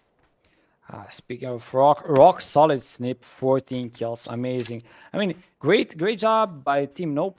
They did a good ambush there on the team Replay, and then great game sense by Amzi, but then he just overexposed himself on that hill trying to get in for what Snip is doing. He anticipated the push from that side, but unfortunately for him, he overexposed him. That was easy kill for Snip, and Snip will continue to frag out this game while Cine, I don't know if he's AFK, but he's just vibing in the center of the zone. Meanwhile, Team Gravity, Team Replay is going to be eliminated on the 5th place, and now we are in the top 4 situation. It looks pretty even. Like we have 3 teams with 3 players, and then we have Team Nope between 2 teams, and I think they're about 2 or they're still fighting bad. What a shot by Zico. 2 HP, still able to pick up the kill. Goes for the first aid, though. Is not going to let that one go by unchecked. As Sazu does fall. That's Nope now. Out in 4th position. 3 teams now remain, but not ideal for one of them, as for all 3 of them, as actually they're all 3-man squads. Snip going to do what they can to try and get the line of sight after having those kills stolen away by Team Gravity. But Gravity have already started the move. They're going wide around to the west and down the hill instead. Snip with some really good zone control. Zeko just needs to get back up onto this hill and run things because his teammate has been spotted out. It's Proggy who starts to kind of prod in that direction with those initial shots. Nothing coming of it in terms of knocks, but now Nixie is there. He's got the info. One more shot would have done it, but it's not to be. Maybe Zico has a bit of a better angle, but no. Runs away at the worst possible time. So now CRP remaining as a 3-man, thanks to maybe a little bit of miscommunication on the part of Snip. Maybe, could be. I mean, they're just trying to frag out Nixie. 8 kills. I'm wondering what the leaderboard will be like after this game. I mean, Nixie just popping off today. He must be using that Visual S when he's hitting all those shots and farming all that damage. Team Gravity taking a nice position here. I mean, they're just making an ambush for Team Snip. They could walk in. Team Cryptova now just playing the quiet game. They're just trying to play the time here. I mean, they have no info. Proggy is sitting on top of this boxes, just waiting. I mean, it's just a quiet game from here. 3 players on each team. Top 3 situation.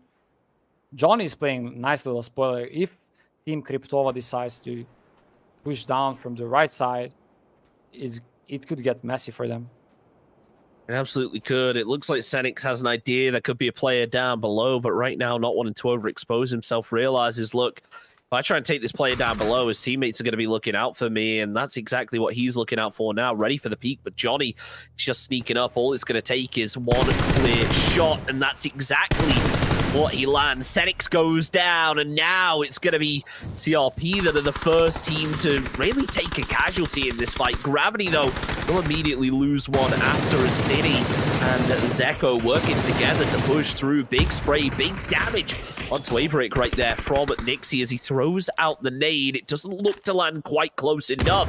Maybe not expecting the cross to have been made already. Cryptovia spotted out as fire comes through from below. Proggy tries to go for the repeat because Royce tries to get himself just any med that he can work with right now. That's something that Cryptovia have been lacking recently. Zeko, though, getting spotted out in a bit of an unexpected position. Averick is going to be able to confirm that one. A Snip while they get the bleed onto Johnny. That's their 16th kill of the game right now. City watching up over the top. He's in a bit of an aim battle up against Proggy as the fire comes through with the Mini 14. It can't quite find the knock. That one will, though. Averick goes down. It's a 2 versus 2 situation unless somehow Snip can get to Zeko and get the revive, but it isn't looking promising as all their positions have been spotted out. Fire coming through from above as Cryptovia hold the zone as Phase 8 closes through. Can Snip get themselves a second chicken dinner and be the first team to do it, or will CRP be able to grab one of their own? They have the player disadvantage, but they have the high ground, and well, the zone definitely favors Cryptovia. Yeah, definitely favors Cryptovia, since Snip is gonna need to get closer to that downhill, to that hillside. But all they need is a few good shots and make one with the players heal, and maybe they can get on the timing there. Definitely, I know they will try that. For now, they're just trying to find some angles. They'll be smart enough not to give them any easy shots. But Nixie uses that passive gameplay of Team Cryptova, and as he will get to a little bit spoiler position just right under them, they could get surprised. But Liptova can probably looks like can peak any second. Meanwhile, Rassier leaving that center circle, going for the wider angle, which is really smart play. But he will give up his position here. Nixier creeping up slowly on Proggy here. This could be really good decision by Nixier. Absolutely could. A Snip just play it so cautiously. Down the ridge, you can see CRP starting to get a little bit nervous. They're trying their best to peek everything. They realize they don't really have a good read on where all these players are. Sure, they maybe know where City is, but outside of that, they're lacking a lot. Russia actually not able to spot the player out in the open. This could be detrimental here to CRP, but no, in the end, they do spot out City as the nades are going to come out over the top. This might just be the opportunity here for CRP to make themselves a move. Nixia has been able to spot out one, opens up with the spray, lands the headshot, followed by the body. Proggy goes down, as out comes the chicken dinner. It's Team Snip, 2 chicken dinners, 1 night, confirming themselves the top of that leaderboard. They have worked hard for it, and I am happy to see it work out for them. I mean, amazing performance by Snip. The push by Nixia was pivotal decision there. That just to go there, get that spoiler position. Even though they got player knocked, Cine was knocked, I think. They just couldn't push Nixia. Nixia was ready for it. And I mean, what a performance by Snip. Yeah, absolutely amazing performance by Snip tonight. Last match of the evening. Let's send it back to the studio to wrap things up. And welcome back, everybody. Welcome back to the studio. Now, we have our own little recap of the day. Marinche, go ahead. Well, last game, Miramar gave us some interesting first circle again. Everybody was playing on the edge of the circle. We seen a lot of fights in the blue, a buggy flying, some crazy plays. Well, I certainly have to comment on the sort of domination that Snip team had today. I have to say, that was amazing. Yeah, they were really. I mean, after the 4th game, for sure, I know that they were at the top of the chart, and now they won the last game, 2nd Miramar, and I think 3rd Erangel. So we did actually ended up having a team to win 2 games. It wasn't all, it wasn't all different teams.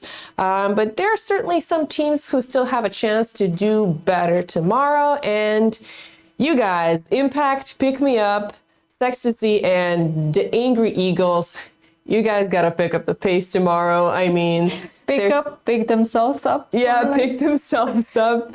Maybe get some visuals and, get better vision of your screen while playing. Tomorrow you have the chance to do that. We'll be playing tomorrow. It's going to be the other way around. 3 Miramars, 2 Erangels.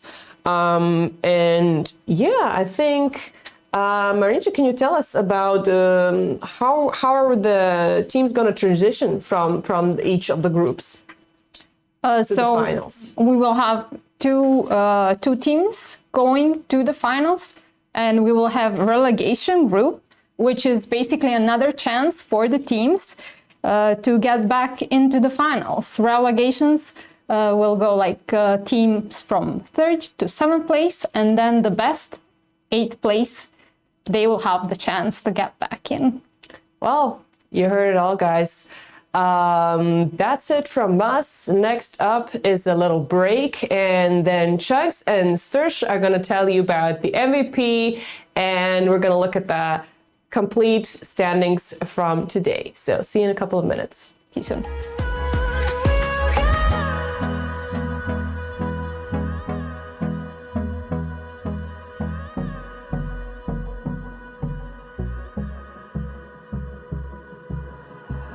Like you, be strong to hold the powers of the sun.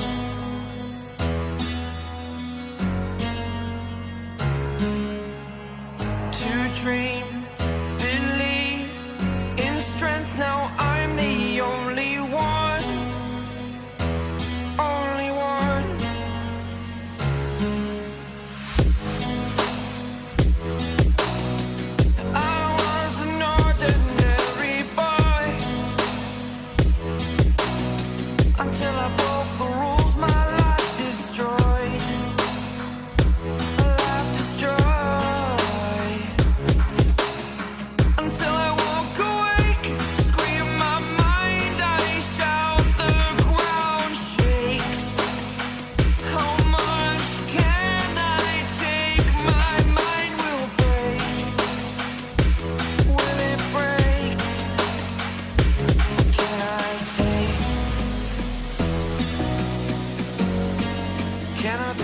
your superhero.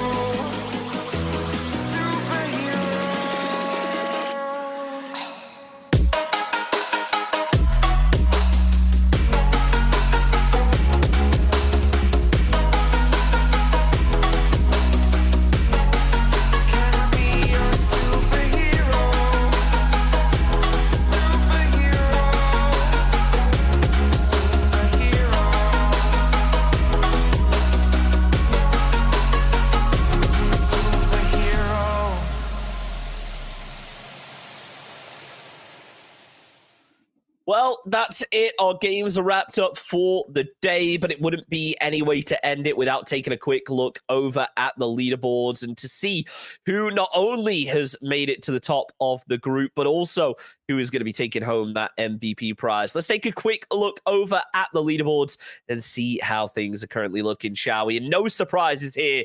Team Snip out in first. 85 points, 55 kills, and 2 chicken dinners. I mean, absolutely dominant performance by Snip there. 55 kills, almost twice as kill as the second team. Amazing performance. Also, Team Kryptova, a really nice job. Now, just even job. Enough of kills, enough of placement points. I mean, I don't know what to say. Only the Team Snip is the team that won 2 games in a row, which is all right. Seems there that I think the best team in the lobby, and they were, as I said before the game. The team that surprised me positively was Team 404 Error. I mean, we expect from them to perform really good, but I didn't expect them to perform this confident in this lobby, because lobby was strong. The lobby could survive. Lots of people were entering phase 5 in the really rough circles, and I mean, just props to them and props to everyone. I mean, everyone played so bravely, and no one went out of the server without a fight. Yeah, I mean, really impressive to see. Obviously, Group A will continue tomorrow, but tonight's MVP, of course, has to be announced first. Let's take a look over at tonight's MVP, who is going to be Nixie from Team Snip. So congratulations to him. And no surprises when you see just how many frags he was able to put on the board tonight. 24. That's 10 kills more than the second place player. I mean, Nixia, I'm used to him. He's always doing some fancy plays. He's also, I mean, my friend, I played a lot of games with him, and he's always fragging. That guy is just a machine, killing machine, and he proved that once again here today. And I'm looking forward to see him in some other days, and hopefully in the finals. So, I mean, what else can I say about him? Also, Snip Zeko that I mentioned earlier that decided to frag, 13 kills. Great job, everyone on this leaderboard. Absolutely. Congratulations all around, especially to Snip, who absolutely put out the kills, and the damage absolutely came hand in hand. Nearly 4,000 damage coming out from Nixie right now. Explains why he is going to be our MVP of the evening. But impressive all around. Everyone put in some decent work. But that is it for us tonight. Group A will continue same time, same place tomorrow. That's it for us, though. Let's send it back to the studio to wrap things up. Welcome back to the studio. And here's a little final word from us. We want to thank you all for joining us on the first day of Samsung Odyssey Masters and Qualifiers Group A. That's right. Kudos to all the teams for a nice performance they had today. We're looking forward to see that again tomorrow. I also want to thank, of course, our sponsors, Samsung Odyssey, PaySafeCard, and Visual S. You can also follow Good Game Global on social media to keep up to date with all the latest news about the tournament. We will see you all tomorrow for the second day of Qualifiers Group A. And we will see actually who are going to be our first 2 finalists. Yeah, so see you tomorrow at 7 p.m. CET, and stay safe. See you tomorrow.